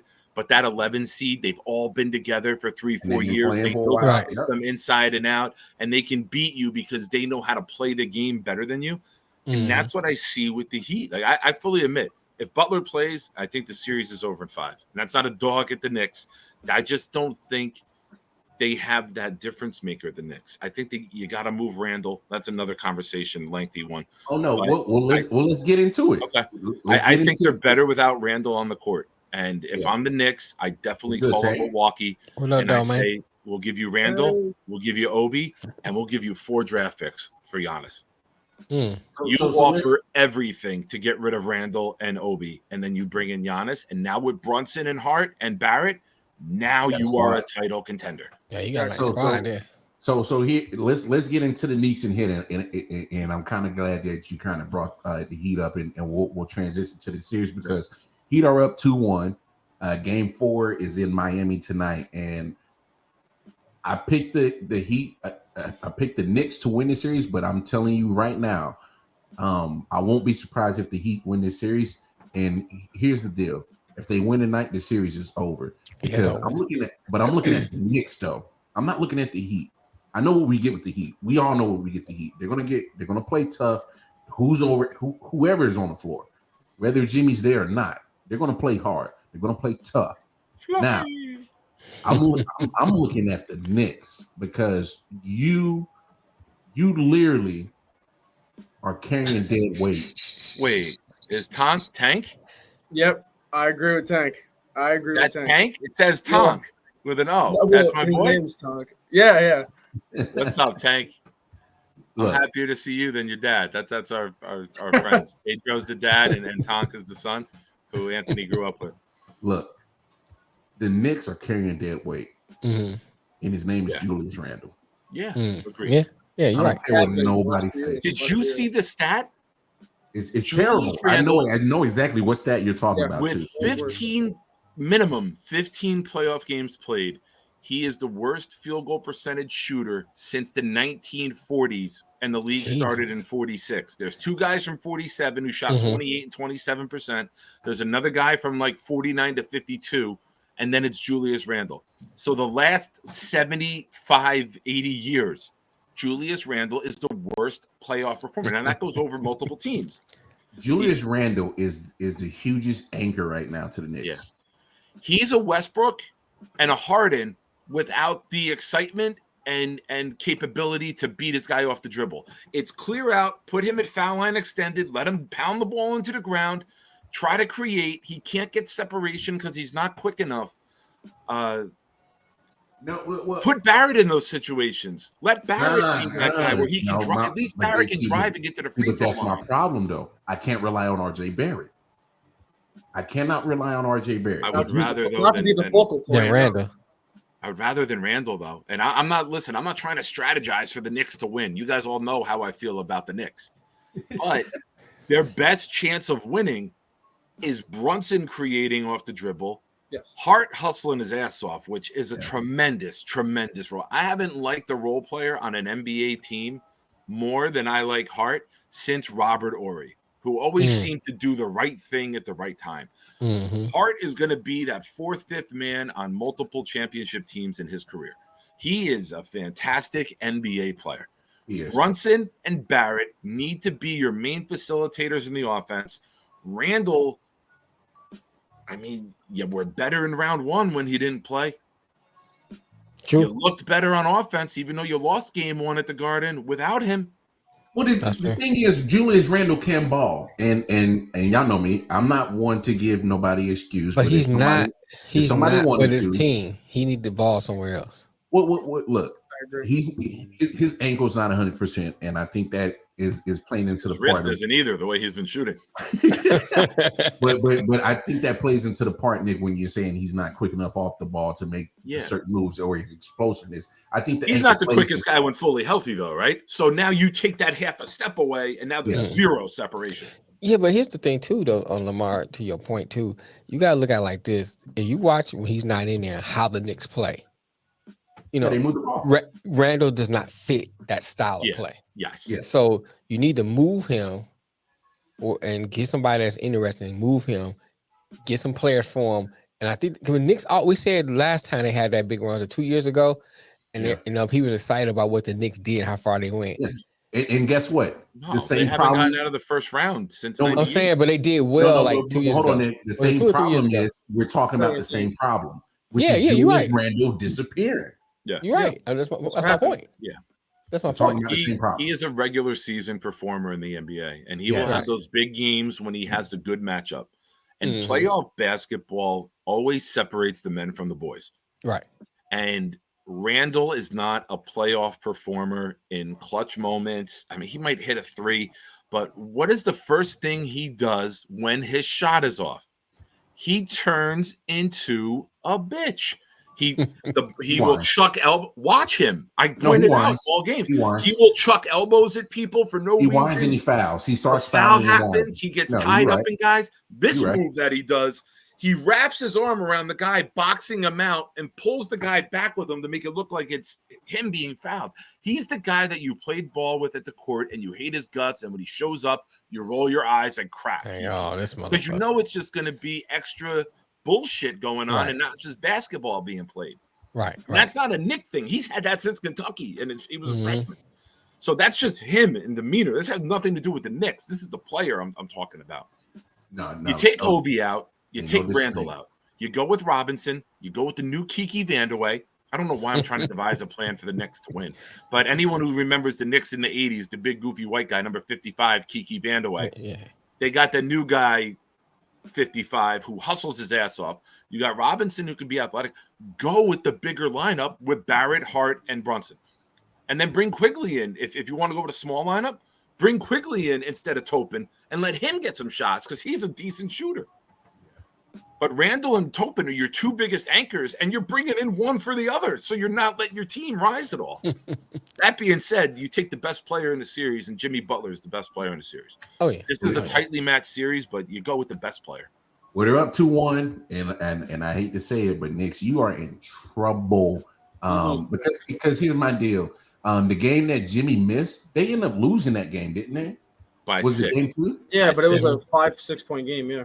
Yeah, it was a 1 point game, and then the ref missed a call where a shot hit the rim, and they called it a 24-second violation. Never reviewed it, and then the Knicks went down and hit a 3, and then it was a 4-point game with they were winning by 9. They were up for a majority of the game too in the third quarter.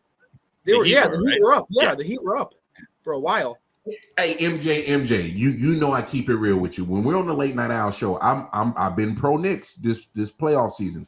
But I got to be real with what I'm watching. Julius Randle is an anchor, and I cannot rely on RJ Barrett to pick up the slack that Julius Randle is leaving on the floor.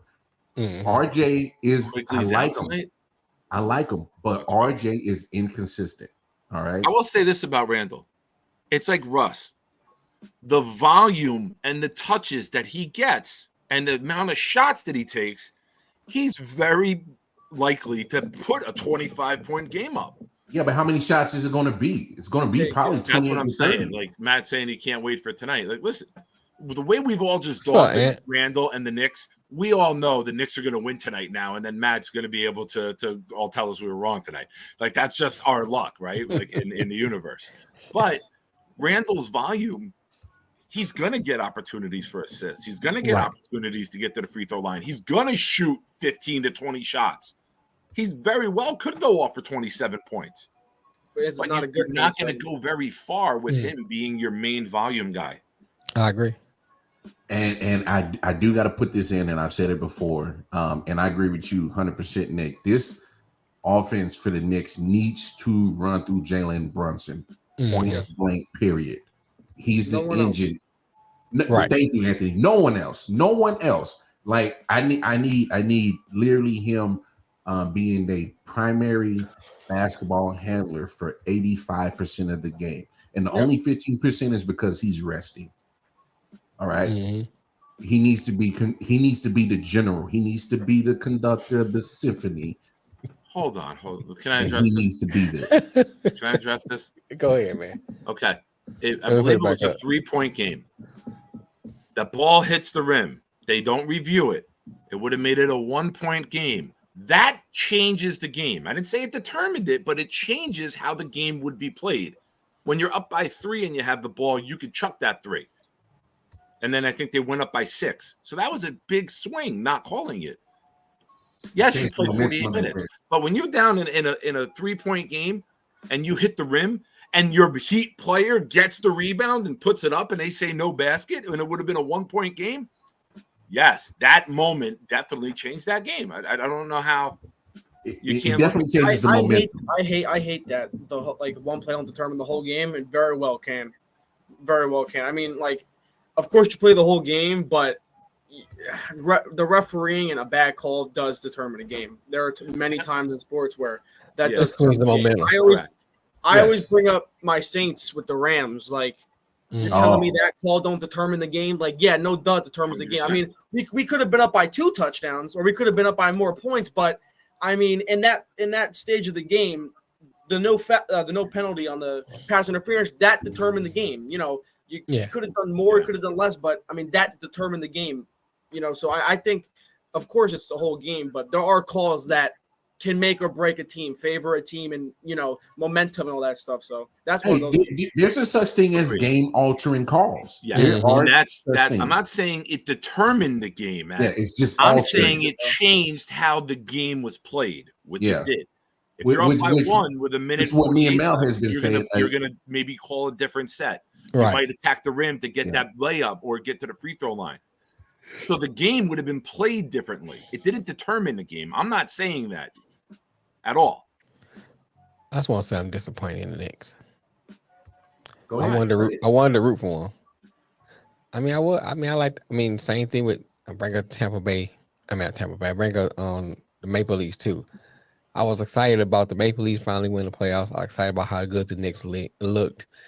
Got out the first round, second round. I didn't care if they lost the series, but I at least wanted to put up a better fight. And it looked like they just I'm about to lay down. They lose this game, it's over with. It's done. I don't think they're laying down. I posted the Denny Green meme the other day. They are who we thought they were. They're a very hard-nosed, well-coached team that plays defense, and they just shoot an awful volume of 3-pointers, and they're not a 3-point shooting team. Yeah, they're not surprising nobody. And I will add this, and then I'm going to take a break for a minute. I got to use the bathroom. Okay. In the NBA, James Harden hits a 3-pointer yesterday. That determined the game. He misses it, they lose. That determined the game. The NBA, one shot is called the game winner because it determines the game. I think he has one more year after. Now, Jimmy even plays like this all the time, though. Come on. This Jimmy Butler. In the playoffs, he does 100%. I love him. I don't want anyone to think anything differently. I love Matt. Matt knows I love him. But I just think the Knicks they're close. I will say this, and you guys know for years, I love bashing the Knicks. I love bashing the Knick fan. I laughed at their shutting down 7th Avenue for winning game 1 of a series. No, I think it's comical. But I'm going to say this. I prefaced a positive statement with how real I am about them and their fan base. So you let them up and let them down. They are very, very close. If they can move Randall and Topin and get Giannis, they would be in championship conversation because of the rest of the team. I like Brunson. I like Hart. I will say this: I can stand Barrett, which you guys know is the nicest thing I've ever said about any player who attended Duke. I don't care. The nicest thing I've ever said about a Duke guy is that I can stand him. I like his game. He's evolving. His body's filling out. He's able to drive, get to the free throw line, and he makes his free throws. He's got to be more consistent with his jumper. This new Kiki Vandeweghe that they have is a very good role player in the NBA. Kind of reminds me of like a Birdman from the Heat, right? He hustles. He does all the shit nobody else wants to do. He's got good length. He'll get the offensive rebound, keep possessions going. Him and Hart together on the court is just, we're going to out hustle the fuck out of you. So I give them that. They just have somebody who thinks he's a superstar, but he's not. And that's Randall. And I think Randall really, really hurts them. In the losses, it's because Randall did not live up to his expectation and his billing. In wins, Randall does what he's supposed to do. That's been his thing. That's been his thing, though. That's not, again, that's what I'm saying. The team itself is not surprising that they're doing this. Like you said, we know what they were, and you knew the players that they had. When they had their little run or whatever, they made the playoffs. Randall, didn't play well, and it's happening again now. You can not play well, but then do other things right, and it just seems like he's not doing much right at all. And when you can't shoot and you're forcing shots and your percentage is low, you could put up a decent amount of points, but if it's taking you, an unnecessary amount of shots to do so, you're only hurting your team. So that's I think his issue. And that's how you end up losing by how much they lose by the last game? What, 30 20 plus or 19? Yeah, got blown right out the door. So it's like, but like I said, I'm not just gonna put all the blame on Julius Randle. He is an anchor, but I'm saying I need more consistent play from RJ Barrett. You are a top 5 lottery pick, and I haven't seen the consistency to even say that. Oh my gosh, you are warrant that top 5 lottery pick. So he came from Duke. Let's not talk about his teammate then. No. I can go a whole hour about Zion. Trust. Let's not talk about his teammate then. I can go a whole hour about how disappointing Zion Williamson is. Baxter, I don't speak Spanish. What is a Zion? Last time Zion was worth talking about, he blew out his Nike in the Carolina Duke game. That was the last thing Zion did that was notable. Yeah. Got upset by Michigan State too, though. So in that tournament. Yeah. You actually gotta be present to be talked about. So we'll move on. Last series in NBA playoffs. But before we get to that, anybody got any qualms with Embiid getting MVP? Son of a bitch. I don't know. He won it because of voter. He won it because of voter fatigue. That's the only reason why he won. Okay. And because of the story about it. There's multiple guys who've won and only won because either a player just went back to back or they're getting tired of voting for the dude. I mean, you can look at a couple players like LeBron. There was one point where he was the best player in the league. He won his couple MVPs, but then there was no doubt he was the best. Yeah. And he didn't win it because of a story or a narrative. Jokic was the best player this year, stat-wise for the most part, and I mean his efficiency. That's his thing. Is that he's so efficient with the ball. Yes. He can do so much. He is a better player than Embiid, and Embiid led the league in scoring. Okay, cool. Embiid's the not the 1 seed. Embiid isn't playing with that great efficiency, and if I'm not mistaken, he did miss a little bit this year, right, with some injuries. Mm-hmm. Jokic played damn near the whole year. I think he played 68.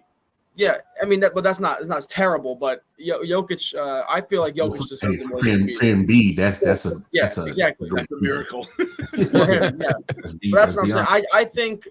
I think yes, it's boring if Embiid would have won again, but it should be to the player who deserves it. The 1 seed, he's continuing to play such a high level. If he didn't win the last 2 years, the way he played this year, he would have been the MVP. That's my kind of thing. So yeah, I just think that you can't knock a player for winning it 2 times before that. If he's the most valuable, he's the most valuable. You give it to that guy. I hear you. Hey, you do bring up a good point. There is a such thing as voter fatigue. And you're also doing a historical thing all time if you put him on 3 MVPs, and that factors in, right? Like you're not voting on that season. You're gonna not cast your vote because you're like, does he belong in this unprecedented level, right, Lamar? Like you're looking at it like, wait a minute, we never made Jordan. Look, Jordan, Bron, Kobe, Shaq, because this is what I'm saying to Anthony's point and why he brings some validity to it, because in MJ's time and Kobe's time, if you really wanted to vote for them because they were the best player, they could have won it consecutive years. Yeah, damn near every season. LeBron, same thing. Yeah. So there is a such thing as voter fatigue, and you bring up a good valid point right there. And so look, I have no issues with it.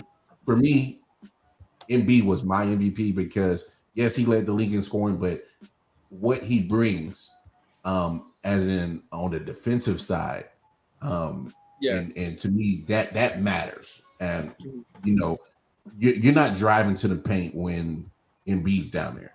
You're just not. That alters a team's offensive game plan. So not only are you affecting their defensive game plan, as in, well, how are you going to stop me? And if you do try to slow me down, hopefully Harden is still, playing like he's back in Houston, where he's bringing up this miraculous 40 plus games that he's been doing lately. If he can continue that on a consistent basis, can you stop him? Can you stop Maxey? Maybe Tobias Harris throws in 15 to 20. Can you stop them? Why are you trying to slow me down defensively? And then I'm affecting your offensive game plan because you're not going to the paint. You're just not. So I'm making you an outside shooting team now. So that changes. So that's just my thinking on the MVP. Look, if they would have gave it to Jokic, I would have had no issue. Because, same here. I didn't have an issue with that either. They could have gave it to Giannis. I wouldn't have an issue either. They could have won it as well. I had no issue. You're right, Anthony. I'm with you on that as well. I think Jokic has entered the category of Peyton Manning and Michael Jordan. Their value to the team is so outstanding. But when you look at Peyton Manning and Jordan, you could say they were the most valuable player year in and year out. And I've said, you need to put a most outstanding player award along with the most valuable, because the year A-Rod won the MVP award on the Rangers and they were in last place, what value did you bring? Look at Ohtani. What value are you bringing? Trout. What value are you bringing? You were the most outstanding player. Sure. Right. Yeah. But your value is dog shit because you didn't help your team become better. Yeah. And now they say it's not a team award, but if you have value, you move your team's win needle. The word value is actually in the acronym MVP, most valuable player. Yes, that's what I'm saying. Like, I'm agreeing with you. I know it's shocking, but I'm agreeing. Right, I'm not used to that. My bad. No. Like, most outstanding player. All right. Dominique Wilkins led the league in scoring some years, right?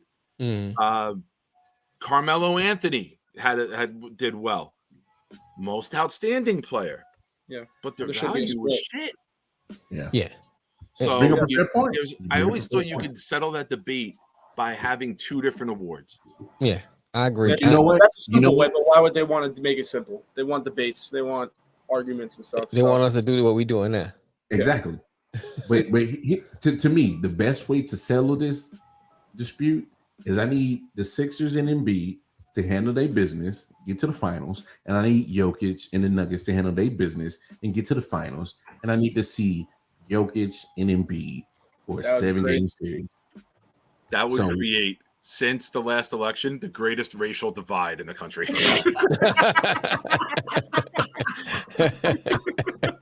I swear to God. Hey, look, Nick, if you start embracing your European side and say, yeah, Jokic, you're gonna have an issue, all right? You are from New Jersey, sir. I'm going with the guy from the Netherlands. This is just a facade. This is just a facade, man. It's just a mask. You know the inner me. Oh, do we have time for my segment? Oh yeah, go ahead. Now hold on, real quick. Okay. I know it's getting close. That's why I wanted to give you. No. Hey, even if we go into overtime, it's okay. I'm feeling real good because my first day back. I'll be right back then. Oh, yeah. And plus, it's an hour earlier out there now, so you don't have to get off at 6 for dinner. You got an extra hour till dinner. MJ, I like that point. Have an MVP for the East and the West, like baseball. Yes, to have a debate. But go ahead. I like that idea. Go ahead. I want to say that again because I like that idea. That's just what he said earlier. So you got Sixers and Celtics. Mm-hmm. What's that? 2-2. Yeah, 2-2. Yeah, 2-2. They got Game 5 tomorrow on Tuesday night. So Anthony, jump in here, man. What you liking about this series and how you see it going down? I think this series is really a toss-up now, because we were taught when I actually did my first little show on my YouTube channel. I had Nick on for a little bit, and we were talking about the series, and what we were talking about is that game one. The point I brought up is game one without Embiid, they won. So you look at the series like, oh wow, they went into Boston game one without Embiid, and they won. Like you're like, okay, no one thought that was gonna happen. Game two, he comes back, they lose, and it wasn't close. It wasn't close. They lost by a lot. Yeah. It's like, all right, whatever. It's 1-1. Then you got your first game back at home and you lose, and you're like, oh, you know what I'm saying? Yep. Yesterday, and Marcus Smart having that shot not get off in time has saved the 76ers. Now this series is a series again, because if they go down 3-1, they're not coming back. But now that it's 2-2, now it's interesting again. You know what I'm saying? Yeah. So I think it could go either way. I think it goes to 7. No matter which way it goes, I think it goes to 7. So that's my prediction for the series. Jump in here, Mel. I don't know. I look at this and I started thinking about how we talked about CP3 and everything. Doc has to prove he can win. And Doc gets in these series and he gets team. We go with the Clippers. You can go down the line of teams he coached that we gave him to be the favorite in that series, and he finds a way to lose the series. So you have that factor in there. And I just think Boston's team is deeper than the Sixers. I just like Boston. I hate to say it, but I just like Boston. I like their bench better than I like the Sixers bench. Maxey sometimes, he comes out. Tobias sometimes comes out, but they're not consistent. No, very consistent. The forgotten Curry brother, every now and then he'll show up. Hey, he's so forgotten he not even on the team. You know what I'm saying? So I guess my thing, I forgot he went to Nets, but I think Boston just looks like a better team. Like Ant has said, if the shot was smart, they would have lost that game. He made it. That's the crazy thing. Yeah, they would have lost that game, man. So you look at that and you look at how they've been playing. Boston's like a better team. It just happened some things didn't fall their way. Yeah. They happen to lose that game, but and Harden has been playing a little bit better because sometimes Harden have a tendency to disappear in the playoffs too. True. Yep. So he's had 2 consecutive ball-out games, man. Those 40-plus games. Game 1 and game 4. He must have got some good weed in Philly. It all comes back to that. No matter what we all disagree on this show, it all comes back to that eventually. I like Boston this series, man. I just like, and Tatum been playing pretty good. I'm a fan of Jaylen Brown, and I think that's the only reason why I can kind of root for him because of players they have. I can't stand nothing about Boston, but I kind of like the players they have. Yeah, I agree with what MJ just said. What do you say? Yeah, I agree as well. Oh, Philly Rivers gone. I say that every year. Every year. Somehow he keeps hanging on. I don't get it. I say that every year, bro. That's what I'm talking about. A guy like that, how does he still have a job, but then Budenholzer gets fired? Yeah, that's why. The players like him. They go to bat for him. That's why. Yeah. Well, I don't know. Yeah, and that brings up to what you said might come into play, Nick, about Budenholzer, and that might have been a player movement. The name of the Budenholzer. Sounds like but jump in here, Nick, on this Celtics 76ers series tied to. It's like the Lakers Warriors. Like whoever wins, I'm going to be pissed. Whoever loses, I'm going to be happy. Like that, it's the four super evils of like the places that I hate for the NBA. The teams that I hate are all like the two of them are squaring off in each conference.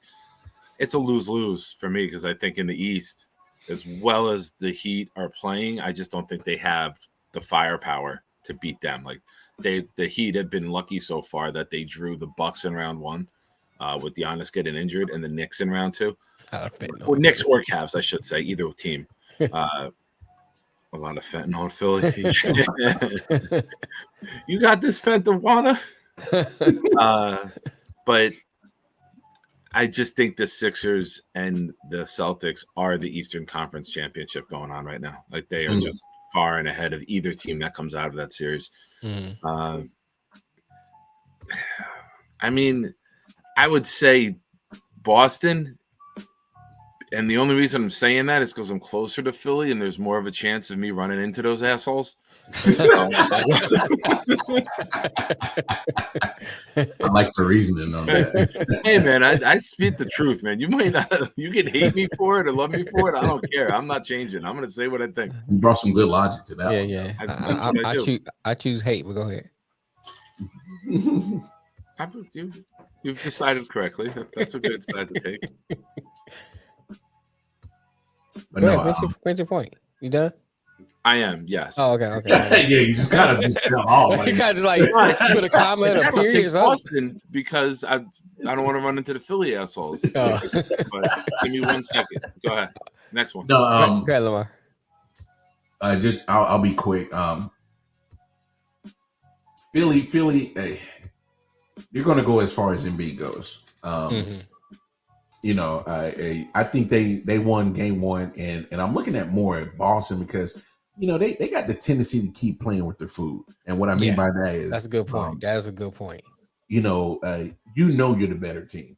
Why are you letting a lesser team hang with you? Right. You know, it's like just, you know, stop playing with your food, take care of business, and rest up. You know, just. Why are you playing? It's like when the cat is playing with the catnip and shit. You know, just keep teasing it or a dead mouse. You're like, it's dead. Stop playing with it. Like, get rid of it. So it's like you know you're the better team. You need to be more consistent, be more aware, and when it comes to playoff time, rest is a thing. Right. So go ahead, get rid of this series because you should be up 3-1. Let's be honest. Take care of your business, rest up, because like to Nick's point, you are the better team, whether it's Knicks or Heat that come out more looking like the Heat so far, but whoever comes out of that, you're better than them. So go ahead, get rested up, get, you know, whatever bang, because nobody's playing at 100% right now. Right. Go ahead and, you know, get your medical treatment and get your rest and get ready to take care of business again, because you just left the finals last year. You have the great opportunity to get back this year. And a lot of, even me, I thought it was going to be a drop-off the moment that they had the I.O.W situation go down. I thought it was going to be a slight drop-off. But it's now to me that it is more the players that are really controlling this, as in, all right, it doesn't matter who the coach is. We're still going to make sure we take care of our business. So take care of your business. Stop playing with your food. Anyway, I think real quick, I'm just to say something real quick. I think a lot of people in the NBA overlook that rest because unlike other sports, or not unlike football, I'm going to say, unlike football, you have your one game, everybody got the same thing. If you get your series done and over with quickly, you can have, I mean, a long time before you play while the other teams are still going at it. So say if the Celtics realistically they could have swept the series. If they won game 1 and then that shot is 1 point of a second earlier, they win. They swept them. So now you would be waiting at least 6 games to 6 days to 8 days before they would even have to worry about playing the Knicks or the Heat. Right. That's 6 days rest does phenomenal. And you could have your practices, go over game plan for either team, and not going over and wasting so much energy and time with a team that you're better than. It's the same thing in the Western Conference with the Lakers, how they got rid of the Grizzlies in 6, and the Warriors had that extra game. So the Lakers had that rest day that the Warriors had their rest day in between. They had the game, and then they had an extra day on top of that. And I think that goes into how they played in Game 1, having that extra day of rest. Mm-hmm. So I feel like if you're the Celtics, you want to get out of this series as quick as possible, because if the Knicks win tonight, this probably goes 6 or 7 games. You know what I'm saying? Like this, it's going to go to 6 or 7 games. So you don't want to be playing extra for no reason. That was going to be the one thing for the Nuggets that everyone thought, and I thought as well. They get that thing done in 5 games. You know what I'm saying? They're sitting and resting and not having to worry about possibly getting knocked out the playoffs, but playing intense games and putting more miles on the legs and people possibly getting hurt. So that's my thing on it. I think it's really more important that people actually take it into account. Yeah. All right, go ahead, Nick. Days, man. Go ahead, Nick. You had something to say. Oh no, I have a friend who's a nurse, and she works at a urologist, and she wanted to get me an appointment. And the one doctor she wanted to get me into is on a half a day tomorrow. And she was texting me, and I was like, "Listen, I trust you. Whatever doctor you want me to see, I'm fine with. I put my anal tract in your hands." Lamar just dropped it. Wow. I gotta bring up. Can I bring up NFL news? We just hit the 2-hour 1-minute mark. Go ahead. Come on. I'm jonesing. Jonesing. Go ahead. Washington Commanders reaching out to Andrew Luck, and tampering charges are being filed. Wait a minute, but he's not a player. How can he file tampering? He's still under contract. Is he? He signed like a 10-year deal and then retired like the second that he didn't even play the second season. He signed either 7 or 10-year deal. Yeah, that's he's under contract. Now, if you wanted to call, what'd you say? That's tampering like a mug. That is so stupid. Why would you even? It's so stupid. I want to go run the franchise. This is Daniel Snyder making calls before Daniel Snyder sells the team. He's like, "Yo, Andrew Luck, you available? Yo, Patrick Mahomes, you available?" He's like, "I'm gonna burn this franchise to the ground." Bro, so bad. But Irsay tweeted. I love that the owner tweets it, not Schefter. I love that Irsay tweets it because Andrew Luck probably got a call, right? They called Luck is the story. And then Irsay tweets that anybody who contacts Andrew Luck is tampering, and we will file charges. And then like instantly, I was on a show on with my buddy Jeremy, and he's like, "Who do you think it would be?" Like as the story came out last night, he goes, "Who do you think it would be?" I go, "Give me Tampa Bay, because Tampa Bay could be a good quarterback away from a contender again, right? Like with the majority of the roster that they have." And he goes, "Washington." Like, he didn't even hesitate. He was like, "Washington," and then he sent a text. Now he's like, "I was right, nailed it." Just come on, bro. Like, poor the enemy, man. Now he's not gonna have a first-round pick next year, right? But they'll say he's bad, right? Because you know that's what's going to. That's exactly what the punishment is going to be. You're going to lose your first rounder. Yeah, which is going to be high. Yeah. Oh my gosh. Yeah. Chase Young better have like 47 sacks this year for them to have a chance. That is just idiotic. I'm not shitting on Anthony and Price in the chat either. No, that's just stupid. That's stupid. And next year's the year you want that high number 1 pick and be back, because you got Caleb Williams and May from North Carolina coming out. There's at least 2 quarterbacks for sure that people are saying about. They're saying it's the equivalent of Mahomes and Andrew Luck being in like the same draft. That's how they view these two. Yeah, they could have just got their guy from the draft instead of doing this. Exactly. And then now they're gonna not have their guy. And they traded a lot to go up for RG3. So the organization, and especially under new ownership, would have put all their eggs in a basket to go up if Sam Howell shits the bed this year. He will. Eric Bieniemy is going to get tampering charges because he's going to call Andy Reid now asking for his job back. But go ahead. Didn't you said Nick got a segment? Or you had to do? Nick got the segment of "What Are You Doing?" Yeah. I can't say the name I want to call it. Well, what's he going to call it? What you going to call it? What the fuck is wrong with you? That's the name of this segment. What the fuck is wrong with you? Go ahead. Play the first one. Oh, you didn't get the videos queued up? What am I playing? I sent you the videos and said, "Can we get this on air later for the new segment?" That was like the whole thing on Instagram. Oh, Instagram. Hold on.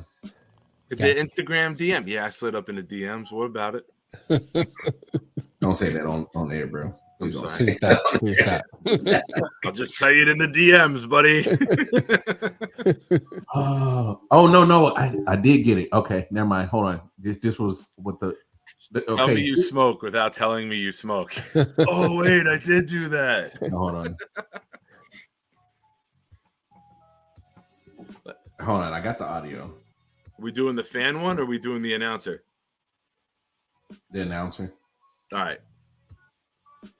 You're an announcer for a Major League Baseball team. All right. You go to Kansas City.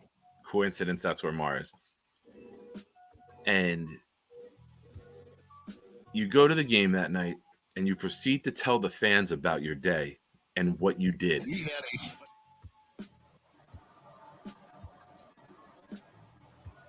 Now go ahead. Say what you say, Nick. I'm gonna wait. And no, go ahead. That was the lead up right to it. Right. You going on air and you. We had a phenomenal day today.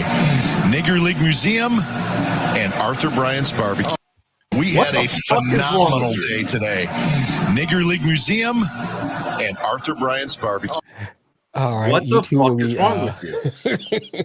And then the dude next to him, coincidence, he's got a beard, nothing to do with me, not related in any way, shape, or form. Make sure goes like this. Say that up front. Wasn't me. God shakes his head to the side like, yeah, that's exactly what we did. Right. We saw all of them.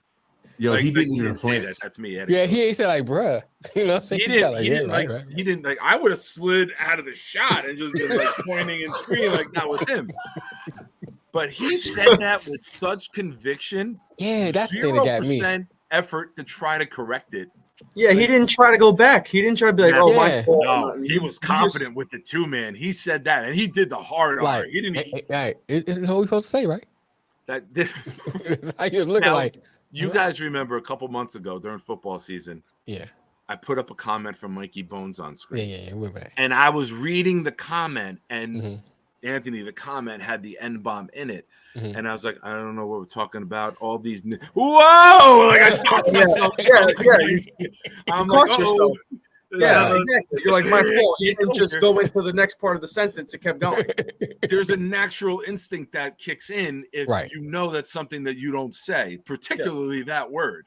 Yeah. Right? If he went to say fuck, he would be like fudge. He would stop himself. Yeah, exactly. He said that with conviction, man. He did the hard R too. He didn't even try to pause before. So I asked in my new segment, what the fuck is wrong with you? They suspended him immediately. And his life is over as we know it.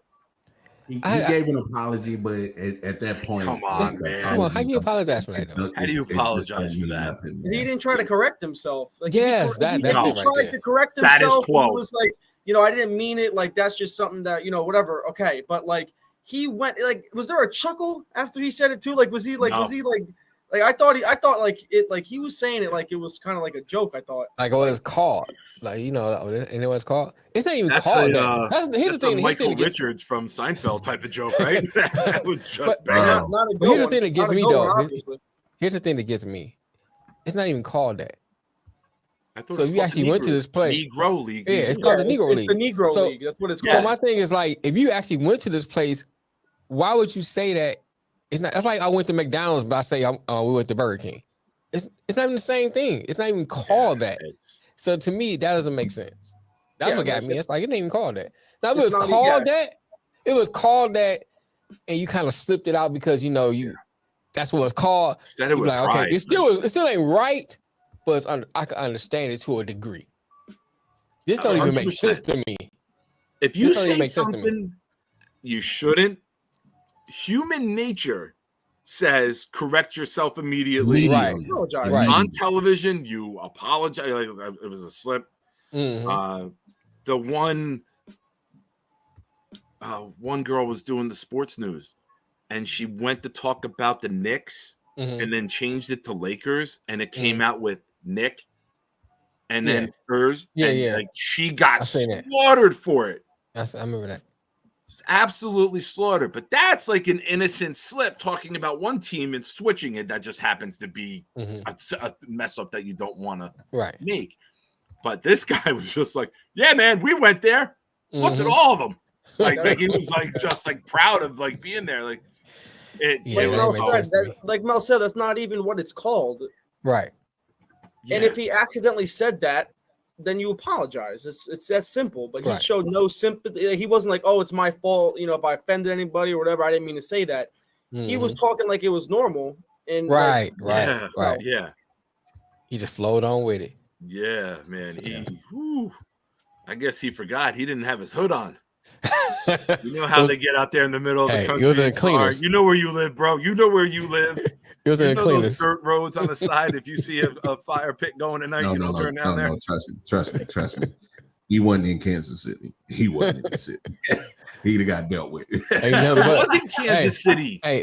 In Kansas City. I know it's Kansas City, but I'm talking about he didn't go into the city. He went to the stadium and he immediately left. He was gone. What up, Ryan? Quick. They snuck him out like Michael Jackson in his prime in the 80s. They turned him like Michael into a white lady and got him the fuck out of there quick as hell. Hey, trust. By the time that clip hit the circulation in the city, he was already gone. Trust. He's already on the plane. He was already gone. When I first saw it, I turned into Brian Griffin from Family Guy. My jaw dropped, and I was like, "Wait, is this like a spoof comedy show?" And I was like, "This is a real Major League Baseball game." So I ask once again, what the fuck is wrong with you? And we have one more. Do we have the video for the other one? I couldn't find it. Well, you sent it to me, but I couldn't find it. I'm gonna have to shut off the green screen. Okay. Because it's a green sheet. Everyone knows what it looks like. How's this? Testing. Okay. So yeah. Where are we? All right, here we go. Let's. Dabs him up. You guys got to see this. Head the locker room. Dabs him up. Smells the hand. What the fuck is wrong with you? What the fuck is wrong with you, kid? I saw that too. He dabs him up and sniffs his hair. Bro, you didn't give Jenna Jameson a high five, bro. You gave fucking Jockic a high five. It probably smelled like billions of dollars because he shoved the billionaire a couple moments earlier. I can't. And I have one more for what the fuck is wrong with you. Go ahead. Where you guys got to see it. This is audio. I'm going to explain to you what happens here. James Harden hits a 3. And James Harden had a guest yesterday, which I want to address that first. Very cool of James Harden to bring one of the Michigan State shooting victims to the game yesterday. He befriended him. They said after the air, he autographed the sneakers for him, everything, took a whole bunch of stuff. And then the lady from ESPN asked him, and he's like, we might have to bring him to every game now since, we won and I played well. Now, he hits a big shot. Sixers go up 44-33. And this is what the announcer says. I don't know if this is radio or television, but this is what he says. As they show the kid in the suite, this is the audio that plays. Yeah, I think he is. Harden, another one. James Harden.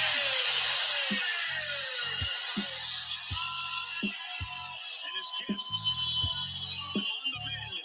The best medicine he could ever ask for right now. What the fuck is wrong with you? What did he say? Hold on. What did he say? The best his guest medicine. The kid in the stand in the suite. And it says his guest with the best medicine he could ask for right now. Motherfucker, he wishes he could walk. And you're like, oh, things are better. Life is good. He read his shot. I'm good. He has like a disability now because of what happened? He's in a wheelchair. Oh, I didn't know he was in a wheel. I thought he was just in a wheelchair. Wow. Oh, okay. And this guy's like, that's the best medicine he could ask for. I didn't I thought he was just like. I think legs might be his best medicine. I mean, I mean, listen, we're assholes here. Me and Mel said it simultaneously. Like, you don't. Oh, look at that, Mom and Dad. You don't have to push me anymore. I'm healed. Like, what the fuck? Don't worry, James Harden just made a 3-pointer. But like, you know what I'm saying? Fuck Walker. Yeah. Man, life gets difficult. You can't get to the bathroom on your own in the middle of the night. Oh, Mom and Dad, I'm good. James Harden hit a 3 in the second quarter to put us up by 11. He hit a 3. Can you change my bag? You know what I'm saying? So I ask once again, what the fuck is wrong with you? He was. I already know he was trying to say something clever, and then that's just what came out of his mouth. Yeah, leave that shit alone. James Harden's guest here enjoying the afternoon. That's what I would have went with. And right. Sweet total. Yeah, exactly. Let it alone. That's that. Right, let alone. Another asshole. I've never heard that. Like, can you run down here and tell us what you feel about that? I'm telling you, anybody watching this video, this segment is going to be something right up my alley that I love exploiting. If you see something, say something. Send it to me. Anthony, Matt, Ryan, everyone here, you guys in the show. If you see something like, yo, you ain't going to believe this, I'll believe it. Send it, and we'll add it to the segment. There might not be something every day, but whenever white people get to talk with cameras and mics around, some stupid shit always gets said. There's always something said that shouldn't be. Golly. On that note, I think we need to close out. Yeah, I think that's the shit. And Mar, when I come to Kansas City to check out that museum, can I stay with you? What's it called? Long as you leave that hard ER back in Jersey. Yo, I'm not even taking chances. It's the African American League Museum. I ain't even trying to start a word with. I don't even want to say my own name when talking about it, just in case I slip. Yeah, don't take the chances in Kansas City with that. No. Right. Anywhere. I got 3 pistols in the closet and 1 in the car. Don't take the chances. And I don't have an ACL, so I can't even run. On that note, surgery got okayed. I'm having ACL surgery on Thursday. Hell no. I'm done, bro. Shut it down. Matt, this is justified. I have to ask you. What the fuck is wrong with you? James Harden in the post-game interview. New legs. New legs. Yo, MJ just took me out. He said, Lieutenant Diane. Yes. Ryan, yes, I did see that. We didn't talk about that. What's that? Hey, put that on Thursday show. Put it on Thursday show. We got Ryan. If you see video of that, send me the video and we'll get that on. Hey, if you find it, if you find some way to find it, I'll try to find it. It's everywhere, and it was well worth the pat and the sexual assault. I saw the. Oh gosh. Anyway, yo, hey man, that's the show, man. Thanks to Anthony. Thanks to the big homie Nick, Detroit Mail. I'm the wild card Mar, man. What a great episode to come back to, man. Love it. Y'all know the deal. All the social media on the bottom. I.O.W. Sports Network, Facebook, Instagram. Most importantly, YouTube. Like, share, subscribe, hit that bell notification. Let you know every time we drop content. I.O.W. Sports 1 on Twitter. And find us all on our various social media platforms. Proud New York Jets fans for Big Homie Nick. Anthony, go ahead and drop your socials, Big Homie, where they can find you at, man. Find me on TikTok at PR3Z Sports. And then on Instagram, it's at Anthony R3204. That's just my personal Instagram, but follow me on TikTok for the sports content. TikTok, and you don't stop. And of course, and of course, I got color me bad. I got my YouTube channel up now too. It's PR3Z Sports on YouTube too. Good. So forgot about. Hey, drop it again, Ant. Drop it again. What was it? PR3Z Sports. The same thing as my TikTok. It's on YouTube. All right, okay. PREZ Sports. That's where y'all can find Ant at. I'm about to go give you a follow right now. Right. Y'all know the deal. Hey, y'all come 11 o'clock p.m. Eastern Standard Time, 10 o'clock Central my time. Me and MJ, we're going to be back with the Late Night Owl edition. Hey, and that's a wrap, man. We will see y'all Thursday for episode 245. Peace and love, y'all. Thank you, another motherfucking word, and this shit is over.